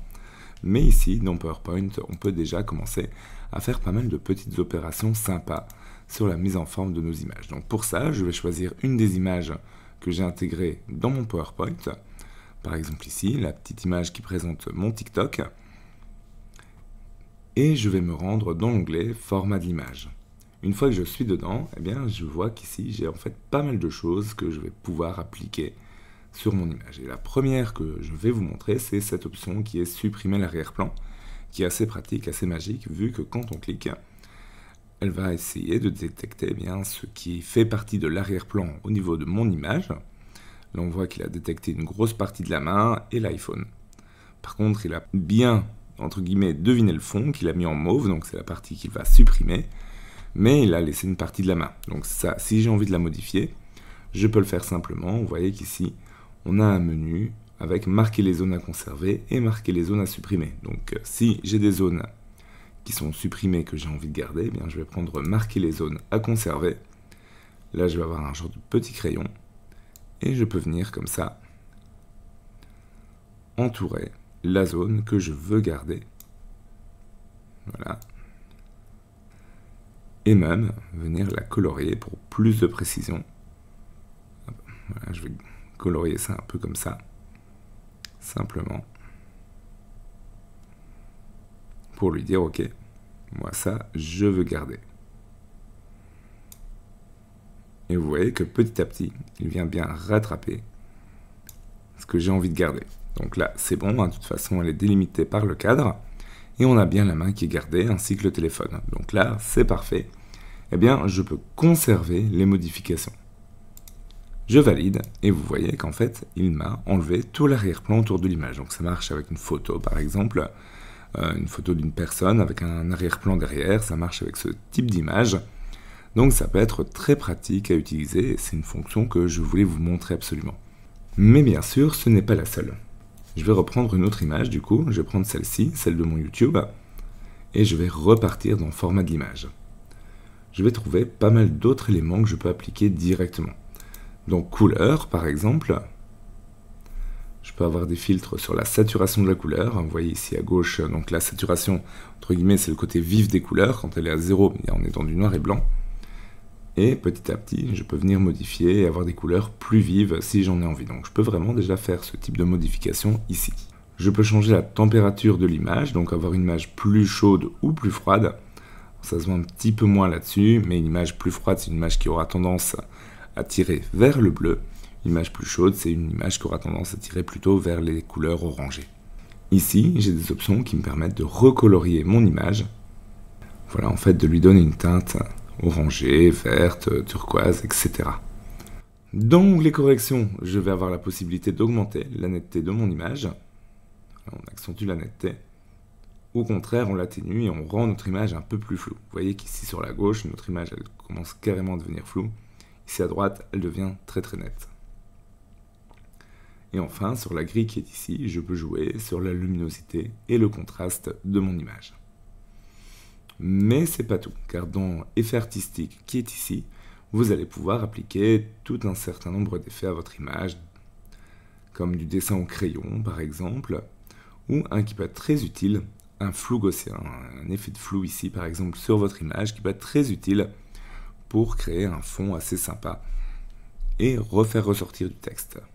En fait, c'est un petit peu un système de filtre, comme vous pourriez retrouver dans Photoshop, en plus simple, bien évidemment. Je peux aussi gérer la transparence de mon image. Vous voyez qu'ici, au plus je vais vers la droite, au plus mon image est transparente et laisse apparaître le fond qu'il y a derrière. Mais je peux aussi changer le style, c'est-à-dire la façon avec laquelle l'image est intégrée. Par défaut, elle est intégrée de façon très nette ici, mais je peux venir appliquer, vous voyez ici, dans un ovale, avec des bords, etc. etc. J'ai des intégrations qui sont prédéfinies, donc je peux venir choisir parmi ces styles d'image. Je peux déplier le menu pour en trouver d'autres, mais je peux aussi avoir le contrôle de ça par rapport à mes options qui sont ici. Par exemple, bordure de l'image va me permettre de définir une épaisseur de bordure pour mon image. Ici, en 6 points, dans l'onglet épaisseur. Mais, toujours dans le même menu, je peux venir changer la couleur. Toujours dans le même menu, je peux venir changer vraiment le type de contour et partir, vous voyez ici, sur des traits qui font un petit peu croquis. Voilà quelques exemples. Mais je peux aussi partir plutôt sur des tirets, et même mixer les deux si j'en ai envie. Dans effets d'image, là je vais trouver des effets d'ombre, de réflexion, de lumière, de bord estompé et même de rotation. Et bien sûr, ces effets, on pourra les mixer. Je vais commencer par un effet d'ombre. Ici, on va rajouter un effet d'ombre porté, et ça se voit plus ou moins à l'écran, ça dépend un peu. Parce que la bordure cache un petit peu justement cet effet d'ombre. Je vais plutôt passer sur celle-ci, pardon, comme ça. Vous verrez mieux. Effet d'image, ombre. Et là, je passe, vous voyez, sur une ombre externe, c'est une ombre portée, qui va mettre en valeur mon image et la faire popper un petit peu, la faire ressortir, vous voyez, rajouter un effet de profondeur. Entre les deux, vous voyez bien la différence. Mais je peux aussi ajouter un effet de réflexion, avec mon image qui se reflète un petit peu, comme si elle était posée au-dessus d'un miroir ou au-dessus de l'eau. Je vais garder ça.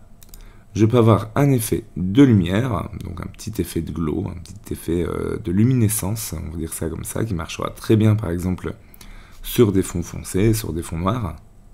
Je peux avoir des effets de bord estompé, de biseau, vous avez un peu compris le principe, mais aussi de rotation 3D. Donc ici, je peux venir donner vraiment un effet de rotation 3D à mon image. Donc c'est jamais que le plan qui va venir un petit peu subir une rotation avec un effet 3D, mais ça peut donner un effet sympa si vous aimez bien le genre. Voilà, par exemple. Moi, je vais pas le mettre, mais vous voyez un petit peu l'idée. Mais avec ces options-là, vous serez capable de déjà faire beaucoup de choses. Une dernière chose que vous devez savoir, c'est que vous pouvez faire apparaître un volet latéral sur la droite. Pour ça, je fais un clic droit sur une des images et je choisis format de l'image. Ça me fait apparaître un volet sur la droite qui comprend à peu près les options qu'on a déjà utilisées précédemment, mais qui vont vous permettre d'avoir beaucoup plus de paramétrages qui sont possibles. Là, par exemple, on est dans l'onglet Effets, donc on va retrouver les mêmes effets d'image qu'on trouve ici, mais on retrouve les options, par exemple, pour régler mon ombre au niveau du flou de l'ombre, de la taille de l'ombre, de la transparence, etc. Et bien sûr, toujours la possibilité de choisir l'effet directement ici, exactement de la même façon que je le choisis ici. D'ailleurs, option d'ombre, par exemple, va vous amener, je vais quitter, vous voyez qu'à chaque fois vous avez option qui apparaît, eh bien si je choisis option, ça me réaffiche cet onglet latéral. Voilà, donc moi je suis assez content avec ça, je vais quitter. Mais ça vous montre déjà les possibilités que vous avez en interne dans PowerPoint pour modifier vos images. Ok, à présent je vous propose de vous intéresser un peu à tout ce qui est disponible dans le menu insertion. Alors peut-être pas à tous les éléments, mais en tout cas aux principaux que vous allez utiliser très souvent. On s'est déjà intéressé à images par exemple, et bien je vous propose de regarder quelque chose qui est très proche, qui est l'onglet capture, qui va vous permettre de capturer une image mais d'une fenêtre qui est disponible sur votre bureau. Donc ça, par exemple, pour les professeurs qui me regardent, ça peut être très pratique. Vous voulez montrer comment fonctionne un logiciel, vous avez besoin d'une capture d'écran, eh bien allons-y. On clique sur capture, et on trouve les fenêtres qui sont ouvertes en même temps que PowerPoint directement. Donc ça, c'est pratique. Et admettons que je souhaite dire, voilà, sur ma chaîne, vous pouvez également apprendre Illustrator. Par exemple, eh bien, je vais créer une nouvelle slide très facilement, avec le menu accueil, nouvelle diapositive, je peux aller chercher titre seul, qu'on a déjà créé ensemble, et là on va mettre ou encore Illustrator. Voilà. Je sélectionne ça, je centre le texte, juste pour bien faire, et ensuite, insertion. J'ai bien ma fenêtre d'Illustrator qui est ouverte ici sur mon bureau, vous la voyez. Et donc je vais faire capture, et je vais choisir simplement cette fenêtre. Hop, directement, ça me donne une capture d'écran de la fenêtre que je peux manipuler, insérer. C'est une image, donc je peux en faire vraiment ce que je veux.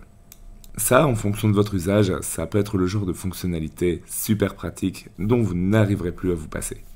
Deuxième option disponible dans mon menu insertion que je veux vous montrer, eh bien, c'est cette icône justement. Quand je clique dessus, eh bien, j'ai la possibilité d'avoir une galerie d'icônes sur laquelle je peux faire mon choix pour venir l'insérer directement dans mes slides. Encore une fois, ça peut vraiment être le genre de fonction qui peut être vraiment pratique. Et là, bien, je pourrais chercher un crayon, par exemple. Je suis persuadé que j'ai trouvé l'icône d'un crayon. C'est le cas. Je la sélectionne et je clique sur Insérer. À partir de ce moment-ci, elle est disponible dans PowerPoint. Et je peux venir la mettre, voilà, un crayon pour Illustrator, hein, vous l'aurez compris. Je peux venir la mettre où je veux. Et dans Format graphique, le nouveau menu qui s'ouvre ici dans le ruban, quand mon icône est sélectionnée, vous le voyez, je peux encore appliquer la même logique avec le remplissage, les contours, etc.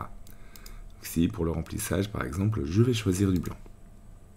Et ça s'intègre super bien dans ma slide. Je peux bien sûr venir la redimensionner. Toujours dans mon menu insertion, et bien maintenant, parlons un peu des graphiques. Les graphiques, ça vous en aurez certainement besoin pour présenter des informations. Et donc, je vais créer une nouvelle diapositive encore. Et je vais créer une nouvelle diapositive, ici à gauche, qui est aussi disponible dans le menu insertion d'ailleurs, ça permet de gagner du temps.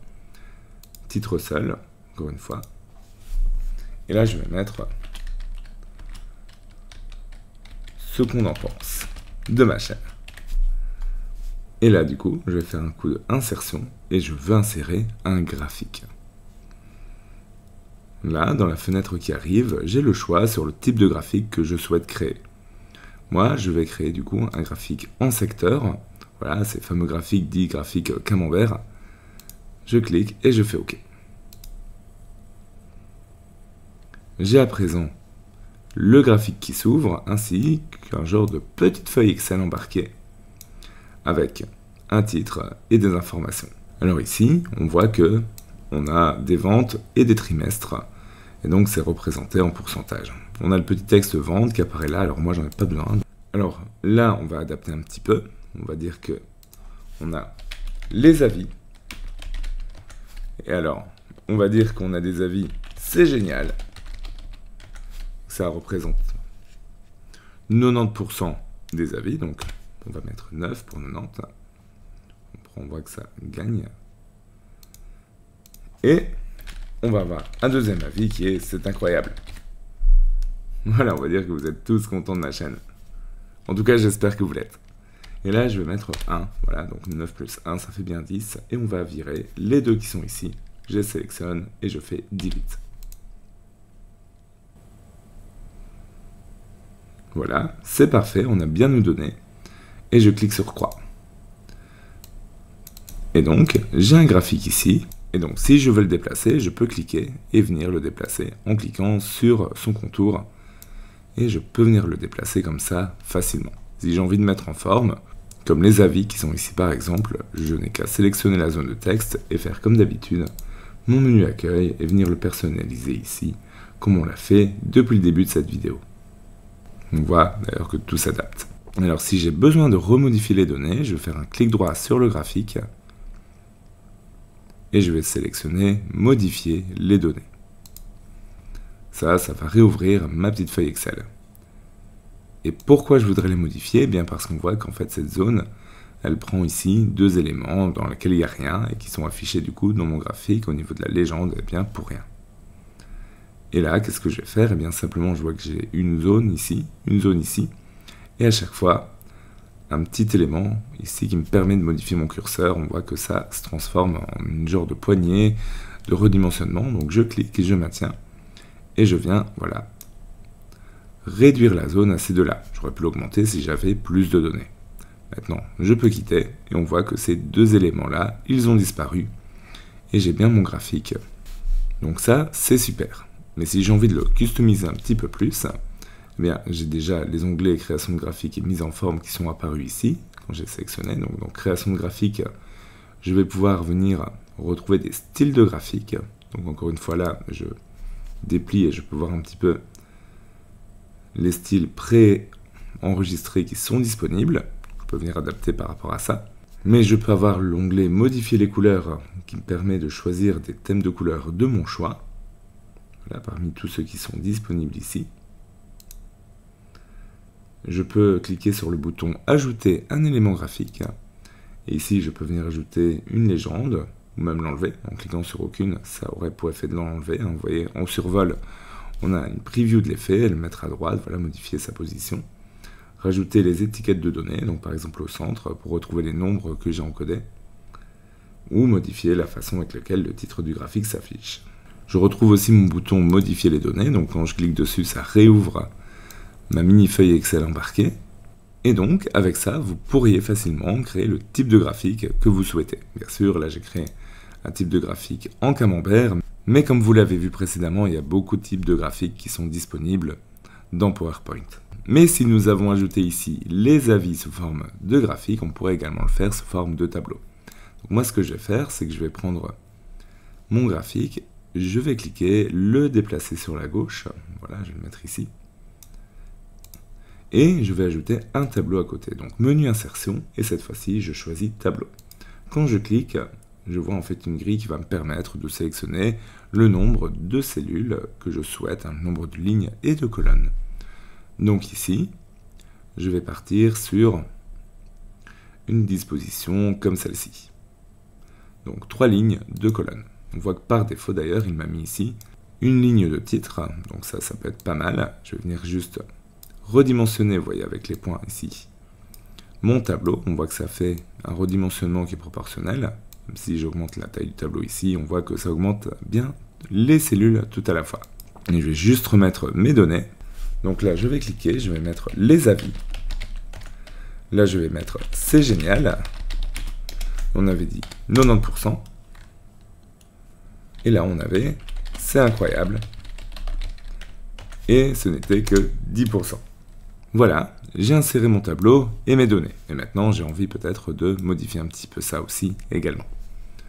Eh bien, comme on avait création de graphique, on a maintenant création de tableau qui est affichée ici au niveau du ruban. Donc, on a des options qui peuvent être importantes, comme ligne d'en-tête. Si je la décoche, eh bien, je vois que on n'a plus une mise en forme différente pour l'en-tête pour les titres. Je peux aussi activer ligne des totaux à la fin. Ça peut être utile si vous présentez des calculs et que vous avez besoin de mettre en évidence la dernière ligne en fait. Je peux activer et désactiver les lignes à bande. Ça veut dire une couleur plus foncée, une moins foncée, une plus foncée, une moins foncée, etc. Je peux ajouter une mise en avant de la première colonne. Vous voyez comme je le fais ici. Ouais, ça peut être cool. Pareil pour la dernière, et je peux aussi activer des colonnes à bande. Là, je retrouve le style du tableau, donc je retrouve aussi des mises en forme préexistantes que je peux sélectionner pour mon tableau. Donc voilà, qui devrait couvrir à pas mal de besoins. Mais je peux venir modifier ça également ici. Maintenant, si j'ai besoin par exemple d'ajouter une ligne, je peux simplement venir sur la dernière cellule ici et appuyer une fois sur tabulation. Ça va me permettre d'ajouter une ligne automatiquement. Si je rappuie, en fait, ça passe de cellule en cellule. Ça me permet d'encoder mes données rapidement. Et quand je rappuie sur la touche tabulation du clavier, eh bien, on voit que ça me crée des lignes en non-stop. Je peux aussi en supprimer en faisant un clic droit au niveau d'une ligne. Maintenant, j'ai aussi, quand j'ai mon tableau de sélectionné, cet onglet Table Layout qui peut m'être très utile. Qui va me permettre d'agir directement sur mon tableau. Par exemple, si je clique ici, eh bien, je pourrais avoir envie de supprimer cette ligne-ci. Eh bien, dans Table Layout, j'ai le bouton supprimer. Donc, quand je vais cliquer ici sur la petite flèche du bas, j'ai les options différentes et je peux dire supprimer les lignes. Hop, ça supprime la ligne qui est sélectionnée. Donc, je vais le faire ici aussi pour la deuxième, supprimer les lignes. Hop, et on est bon, on est de retour dans la situation initiale. Mais je peux également utiliser ce menu-là pour insérer des lignes au-dessus, en dessous, ou insérer des colonnes à gauche ou à droite. Voilà, là je fais une petite démo, j'ai inséré une colonne à gauche, ça ne me sert à rien, donc je vais l'annuler avec la flèche d'annulation. mais au moins comme ça, vous le savez. Également, ce que je peux faire, c'est fusionner des cellules, ça peut arriver. Dans ce cas-ci, je sélectionne les deux, et j'ai le bouton fusionner qui existe. Donc quand je clique dessus, eh bien on voit que ma cellule a été fusionnée. Ça peut être utile pour certaines présentations. Là, encore une fois, c'est pas le cas, donc je reviens en arrière avec cette flèche. Mais comme ça, encore une fois, vous le savez. Enfin, ici, vous voyez qu'au niveau du tableau, je clique une fois pour bien tout sélectionner, tout est aligné en haut à gauche. Donc si j'ai envie de changer ça, par exemple d'aligner au centre de la case, eh bien je me rends toujours dans Table Layout, et ici, je trouve toutes les options pour aligner mon tableau. Donc là, je vais l'aligner au centre, vous voyez, verticalement. Et bon, je peux plus ou moins rester comme ça, je pense que ça présente bien. Voilà, vous avez encore pas mal d'options qui sont disponibles, mais déjà avec ça, vous devriez pouvoir présenter les informations comme vous le devez, que ce soit au niveau des graphiques ou au niveau des tableaux. Alors, toujours dans le menu insertion à présent, on va découvrir les Smart Art, qui peuvent être très pratiques pour créer facilement des schémas, etc. Donc, ce que je vais faire d'abord, c'est que je vais revenir après Illustrator ici, par exemple, et je vais créer une nouvelle diapositive, toujours avec le titre seul. Et je vais venir mettre comment progresser en informatique. Et là, je vais vous proposer ma solution. Donc, je vais aller dans les Smart Art. Dans les Smart Art, vous allez trouver déjà tout plein de schémas préexistants. C'est les schémas sur lesquels vous pouvez vous baser pour la création du schéma, justement. Donc là, je vais prendre un processus. Je vais prendre un processus simple. Mais vous voyez que vous avez des cycles, des hiérarchies, des relations, des matrices, etc. Donc il y a moyen de faire pas mal de choses avec ça. Ça sera toujours plus ou moins pareil. Je vais cliquer sur OK. Et là, j'ai un schéma qui apparaît. Je peux simplement venir cliquer et remplir. Et donc là, je vais mettre ce format. Donc dans ce format, vous pouvez regarder un tutoriel, par exemple, ce que vous êtes en train de faire à l'heure actuelle. Ensuite, eh bien, on va reproduire. Et ça, c'est un conseil que je vous donne vraiment dans tous mes tutos. Ne regardez pas tout en one shot, ouvrez le logiciel à côté, regardez la vidéo, faites pause, reproduisez ce que je fais ici sur mon ordi, refaites-le sur le vôtre. C'est vraiment important, imaginez que je suis juste à côté de vous pour vous aider. Et à la fin, eh bien, quand vous l'aurez fait, vous pourrez aller plus loin avec d'autres tutoriels, avec plus de pratiques, avec des défis que vous lancerez, etc. Bref, c'est un peu le processus de base ici. Et bien voilà, j'ai créé très facilement un schéma, vous voyez, de façon très simple.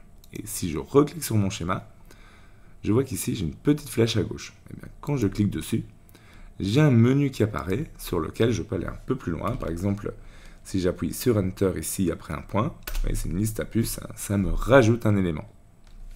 Et cet élément, si je fais une tabulation, ça me crée des sous-éléments. Dans ce cas-ci, en fait, ça va être des listes à puces sous un élément.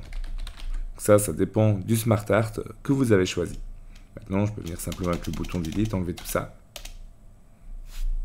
Et vous voyez un petit peu comment vous pouvez éditer très facilement vos schémas. Pour le reste, pour la personnalisation du schéma, voilà, je ferme cette petite fenêtre en appuyant sur la petite flèche.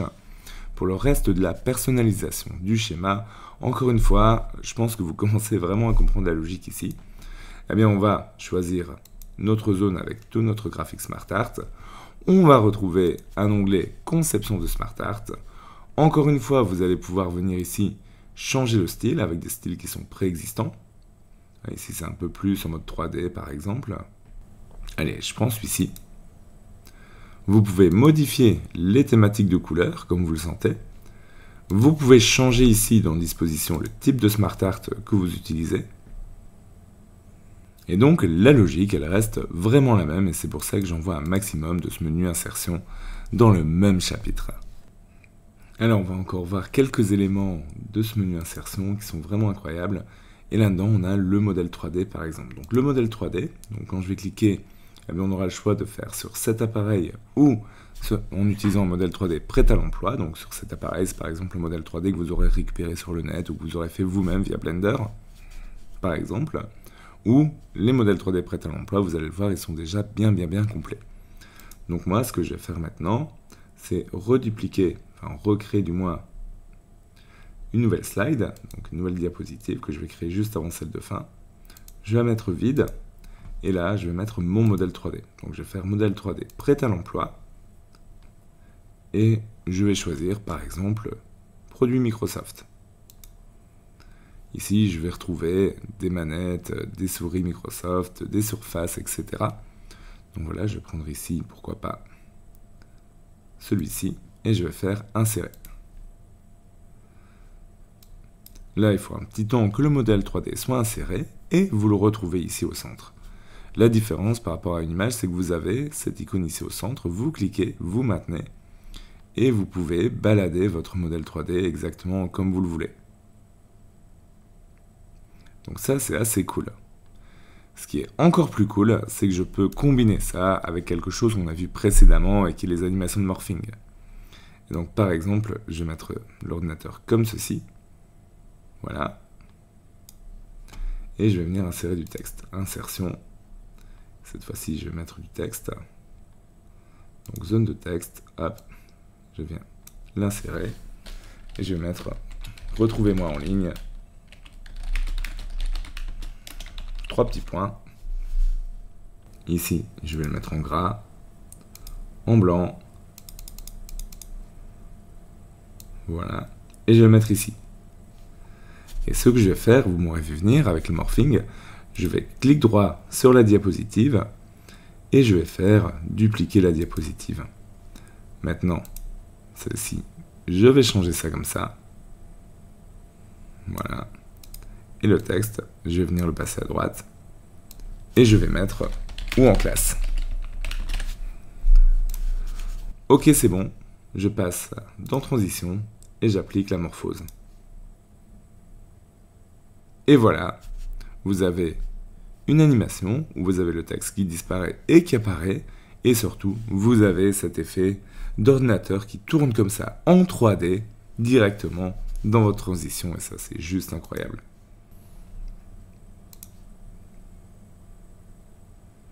Voilà, regardez vraiment cette transition, elle est incroyable. Et comme vous le voyez, eh bien, ça se fait de façon très très simple. Vraiment, dans les modèles 3D, vous avez un grand choix de modèles 3D intégrés prêts à l'emploi dans PowerPoint. On ne croirait pas comme ça. Mais vous pouvez trouver de tout. Et simplement avec des formes, ça peut aussi donner très très bien. Pour le reste, encore une fois, quand vous avez votre modèle 3D de sélectionner, vous avez toujours votre onglet modèle 3D qui vous permet de gérer pas mal d'options, de passer directement d'une vue à l'autre ici. Ça peut être assez pratique. Par exemple, parlons maintenant de l'enregistrement de médias comme de la vidéo, de l'audio ou même un enregistrement de l'écran. Pour ça, par exemple, si je vais dans vidéo, et généralement, ce que je vais utiliser, eh bien, c'est une vidéo dans cet appareil, admettons que vous avez déjà le fichier, ou une vidéo en ligne depuis un service tiers. Donc je vais choisir vidéo en ligne, et ici PowerPoint me demande d'insérer l'URL de la vidéo. Alors il va prendre en charge YouTube, SlideShare et Vimeo, mais bien souvent ce que vous allez utiliser c'est YouTube. Et donc moi, celle que je vais intégrer, c'est ma vidéo des bases de Word. Et d'ailleurs, si vous voulez découvrir les bases de Word, eh bien je vous la conseille vraiment, comme ça vous pourrez progresser également dans Word, et sachez que j'ai aussi sur Excel. Donc moi, je vais prendre mon méga tuto sur les bases de Word, je prends l'URL qui est dans la barre ici, je retourne dans la fenêtre d'insertion de vidéo, et ici, je vais pouvoir coller pour pouvoir insérer ma vidéo. Mais d'abord, je vais plutôt créer un slide. Donc, je viens à la suite, nouvelle diapositive, titre seul, et je vais mettre « Et découvrez-en bien plus ». Voilà, maintenant, vidéo en ligne. Je colle l'adresse de mon méga tuto Word et je clique sur insérer. Voilà, c'est bon, ma vidéo est intégrée. Je peux la redimensionner exactement comme si c'était une image. Notez que comme c'est une vidéo YouTube, eh bien, vous aurez besoin d'être connecté à Internet pour pouvoir la lire. Par contre, votre PowerPoint sera assez léger. Si vous intégrez une vidéo vraiment, elle pourra être bien plus lourde. Quand je sélectionne ma vidéo, eh bien, j'ai des options format de la vidéo qui me permettent également d'avoir des styles de vidéo. Au niveau de l'insertion, comme vous voyez ici, avec un bord flou, avec une petite ombre, avec un encadrement, etc. Et bien sûr, je retrouve les onglets habituels, formes, bordures, effets, etc. Ce qui va être intéressant, c'est surtout de venir dans l'onglet lecture, parce qu'ici bien sûr, vous pourrez cliquer sur lecture pour avoir un aperçu, mais surtout, vous avez ici l'option démarrage. Et ici, vous aurez sur séquence de clics, automatiquement, etc. Et donc, c'est ici où vous pourrez justement gérer si votre vidéo doit démarrer automatiquement quand votre slide apparaît, ou si justement, c'est au deuxième clic qu'elle se lancera. Donc, par défaut, sur séquence de clics, eh bien, qu'est-ce qui va se passer? Je vais relancer l'animation ici. Eh bien, quand j'arrive sur ma slide, vous voyez, je clique une fois, elle ne démarre pas. Et pour la relancer, je clique une deuxième fois. Et ici, on va démarrer justement la lecture de notre vidéo. Donc ça, c'est important de le savoir pour ne pas s'en mêler les pinceaux en direct quand vous présentez. Bien sûr, dans Insertion, vous trouverez également un ajout d'audio, que ce soit directement sur votre PC ou un enregistrement d'audio directement dans PowerPoint avec cette petite fenêtre, le petit bouton enregistrer et le bouton play pour tester, ensuite OK pour l'insérer. Et vous pouvez également utiliser l'enregistrement de l'écran. Donc quand vous cliquez, vous aurez une zone d'enregistrement que vous pourrez définir. Voilà, on la voit un peu ici en haut. Donc ça peut être utile pour enregistrer des petites manipulations que vous voulez montrer directement sur votre PowerPoint. Maintenant, un autre élément que vous pourriez peut-être être intéressé d'utiliser, eh bien, ce sont les en-tête et pieds de page.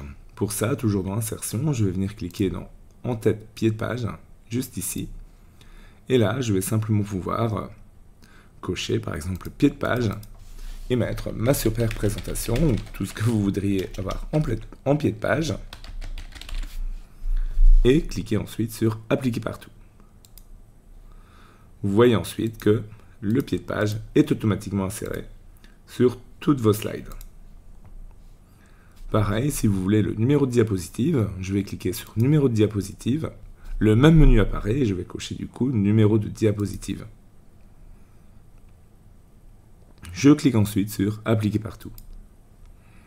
On voit bien que maintenant, il a ajouté également le numéro de diapositive. Mais si je souhaite modifier maintenant l'affichage de ma numéro de diapositive qui est ici, ou de mon pied de page qui est ici, comment est-ce que je vais faire? Eh bien ça, c'est quelque chose dont vous avez peut-être déjà la réponse, puisqu'on va revenir exactement sur une fonction qu'on a déjà vue précédemment. On va aller dans Affichage. Cette fois-ci, on va revenir dans le masque des diapositives. Quand je clique, eh bien, je vais retrouver ces zones d'insertion de pied de page notamment. Et donc, je vais pouvoir venir ici sur le gabarit général, par exemple, et venir modifier mon format de la forme et notamment le remplissage du texte. Je vais le passer à blanc. Quand c'est fait, eh bien, je reviens dans le menu masque des diapositives et je ferme le masque. Ici, on voit que la modification elle a bien été apportée. Maintenant, dans PowerPoint, normalement, ces zones-ci ne sont pas verrouillées, donc je peux très bien venir les déplacer et même les supprimer là où j'en ai envie, par exemple sur une diapositive de titre ou sur une diapositive de fin, comme ici. Mais si je veux le supprimer partout, je peux très bien revenir dans mon menu insertion, revenir dans numéro de diapositive ou dans en tête et pied, et ici, décocher ces deux éléments et ensuite appliquer partout. Au moins, vous savez comment gérer les pieds de page dans PowerPoint. Parlons maintenant des possibilités de travail collaboratif. Alors la première possibilité de travail collaboratif qu'on peut utiliser, qui est assez intéressante, c'est d'utiliser les commentaires. Pour ça, on va se retrouver dans l'onglet Révision. Et ici, on va trouver la possibilité d'ajouter des commentaires. Ça veut dire que je peux aller sur n'importe quelle slide, admettons celle-ci, et cliquer sur Nouveau commentaire. Ici, eh bien, on voit que j'ai une fenêtre qui apparaît sur la droite qui me permet presque de démarrer une conversation, enfin même pas presque, elle permet de démarrer une conversation. Et ici, je peux mettre des conseils, je peux mettre, tiens, il faudrait encore améliorer la slide par exemple. Et j'appuie sur Valider. À partir de là, on voit qu'il nous a mis un petit commentaire ici. Mais ce commentaire, je peux aussi le mettre carrément sur un élément précis de ma slide. Je peux aller ici, par exemple, mes thématiques, et là, je vais pouvoir, par exemple, surligner ça, et cliquer sur Commentaire, Nouveau commentaire. Et là, je peux mettre Ajouter encore une thématique. Par exemple. Et là, je clique sur envoyer. Ok, j'ai à présent un commentaire qui apparaît ici. Et je peux voir dans cet onglet commentaires, les commentaires qui sont à chaque fois sur chaque slide. Et quand je passe au-dessus, eh bien je vois que il me surligne l'endroit où il est inséré. Je peux bien sûr passer de commentaire en cliquant sur précédent et suivant. Ça me permet de naviguer dans mes commentaires.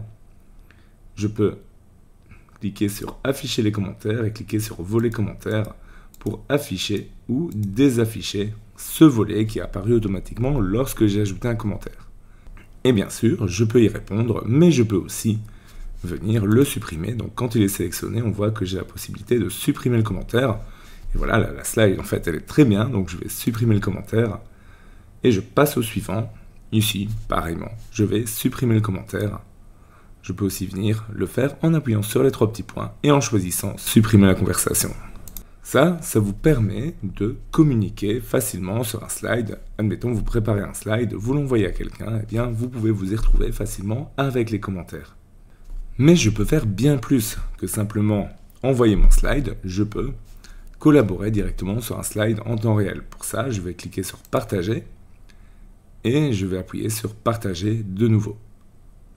Attention, quand vous partagez vos slides, il va vous les enregistrer dans votre OneDrive. Donc ça sera nécessaire bien sûr pour l'accès en temps réel. Et ici, on voit que toute personne disposant du lien peut modifier le contenu. Alors attention au lien que vous allez créer, parce que si vous restez là-dessus, eh bien n'importe qui pourra le faire. Pour autant qu'il ait le lien. Donc si je clique ici, je peux venir le mettre par exemple avec des personnes spécifiques, dont je vais mettre l'adresse mail par exemple.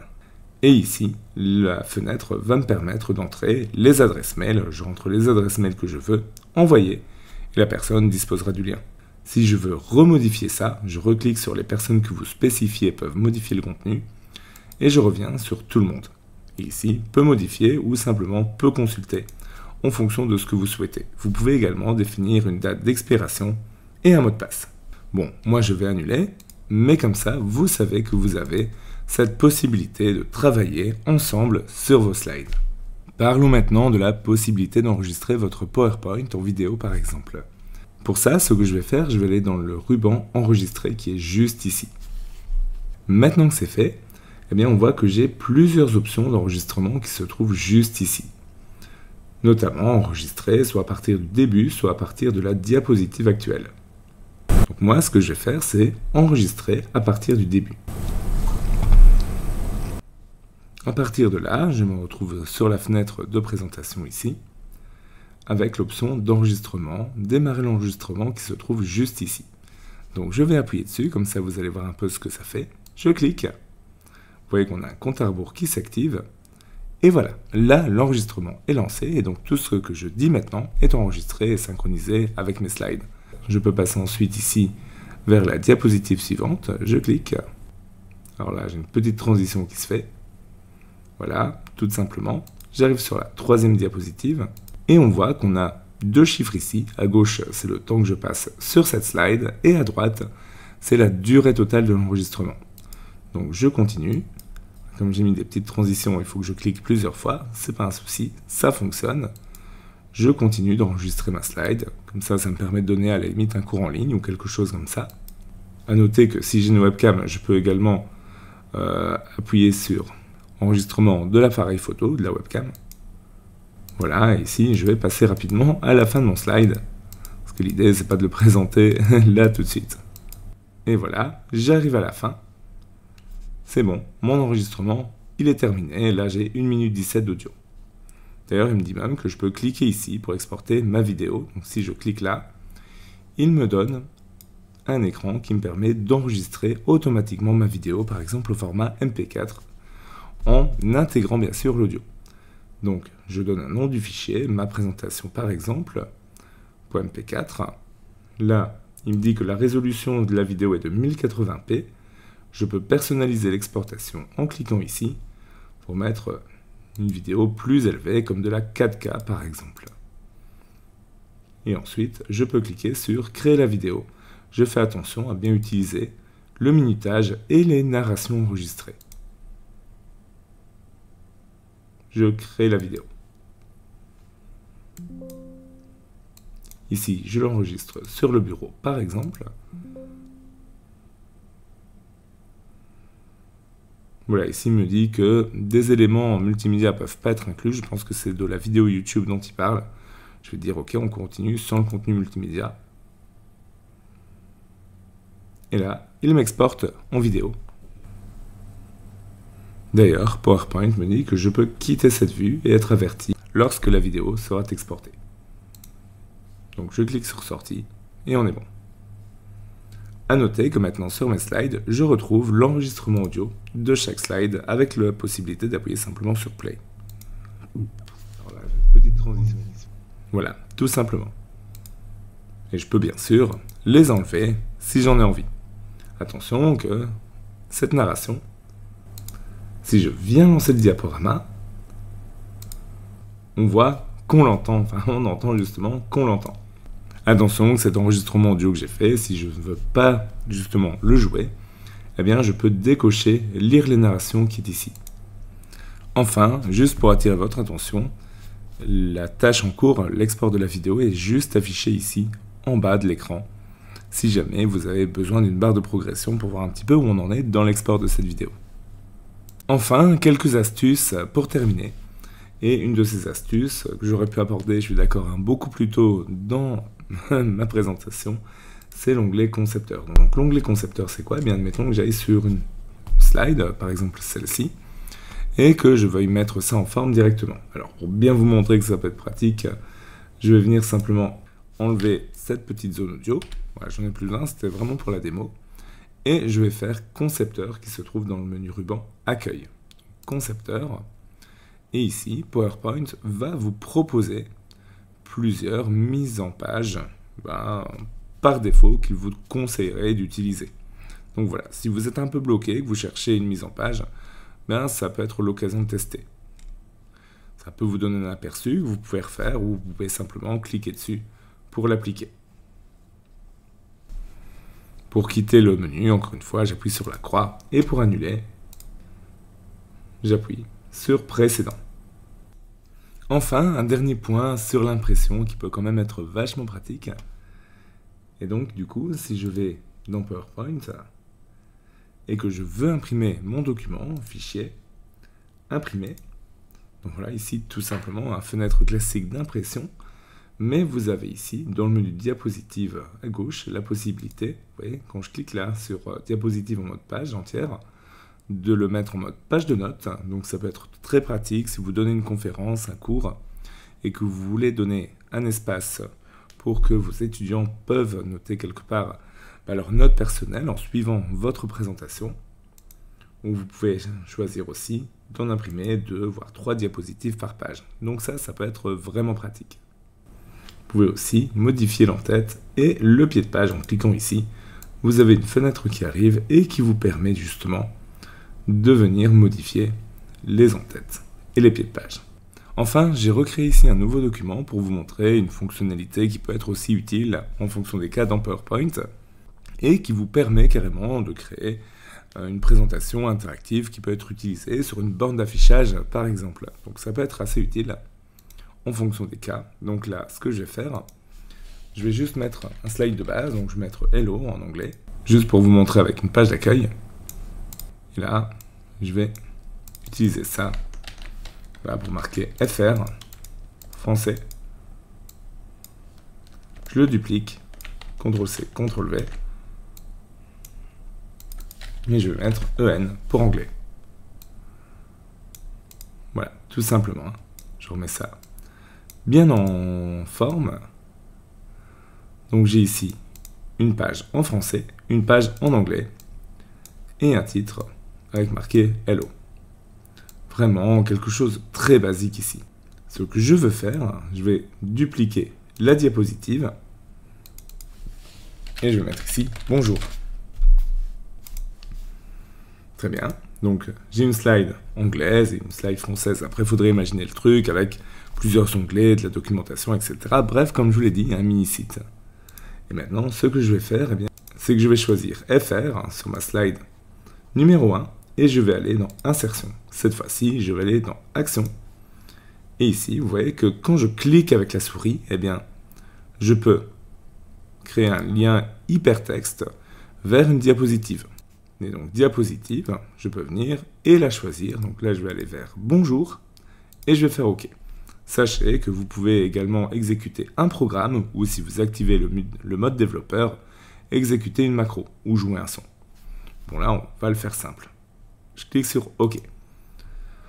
Maintenant, je vais aller sur la deuxième, et là on a marqué Bonjour, eh bien on voudrait aller sur l'anglaise. Donc là, je sélectionne EN et je sélectionne Action.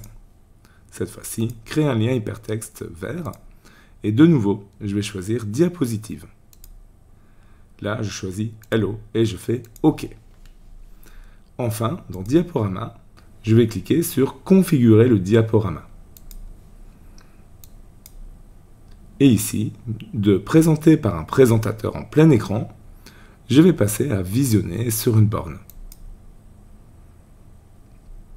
Et maintenant, vous le voyez, je lance mon PowerPoint et on voit que je peux venir cliquer sur ma petite borne. J'ai presque un mini-site réalisé en PowerPoint. En tout cas, c'est vraiment le principe et on peut comme ça venir s'amuser à créer, pourquoi pas, des bornes d'affichage que les gens peuvent utiliser, que ce soit avec leurs doigts si c'est un écran tactile ou avec la souris. Donc ça peut être assez pratique. Et je tenais à vous montrer cette fonctionnalité qui était peut-être un peu moins connue dans PowerPoint. Une autre fonction qui est très pratique de volet révision, eh bien c'est la fonction traduire qui se trouve juste ici. Ça me permet de traduire directement à la volée vers la langue de mon choix. Ça veut dire que si je viens par exemple ici, Bertrand.tech, une chaîne pour apprendre l'informatique, bien, je vais sélectionner ce texte-là et je vais cliquer sur Traduire. Là, automatiquement, on a une fenêtre qui s'ouvre avec la langue de base. Il va faire de l'autodétection normalement et donc il va détecter que c'est le français, si pas vous pouvez l'indiquer. Et la langue de cible. Donc là, par exemple, l'anglais, donc je peux vraiment choisir. Là, j'ai choisi anglais et on voit qu'automatiquement, il me le traduit. Et donc, A Channel to Learn Computer Science. Je vais cliquer sur Insérer. Et directement, il me l'a traduit. Bien sûr, ça marche dans les deux sens. Je ferme le volet traducteur, mais au moins comme ça, vous connaissez l'option et ça peut être très pratique. Et voilà, c'est déjà la fin de ce méga tuto PowerPoint. Alors si vous êtes arrivé ici, et bien surtout, félicitations à vous. Vous vous êtes vraiment donné les moyens de progresser. Et ça, c'est juste génial. N'hésitez pas à me raconter tout ça dans les commentaires. Et aussi, pourquoi pas, à partager et à liker cette vidéo pour pouvoir lui donner plus de visibilité. Aussi, n'hésitez pas à envoyer la vidéo à quelqu'un qui aurait besoin de progresser sur PowerPoint. Nous, on se retrouve très vite pour de nouvelles vidéos. D'ici là, portez-vous bien et à la prochaine.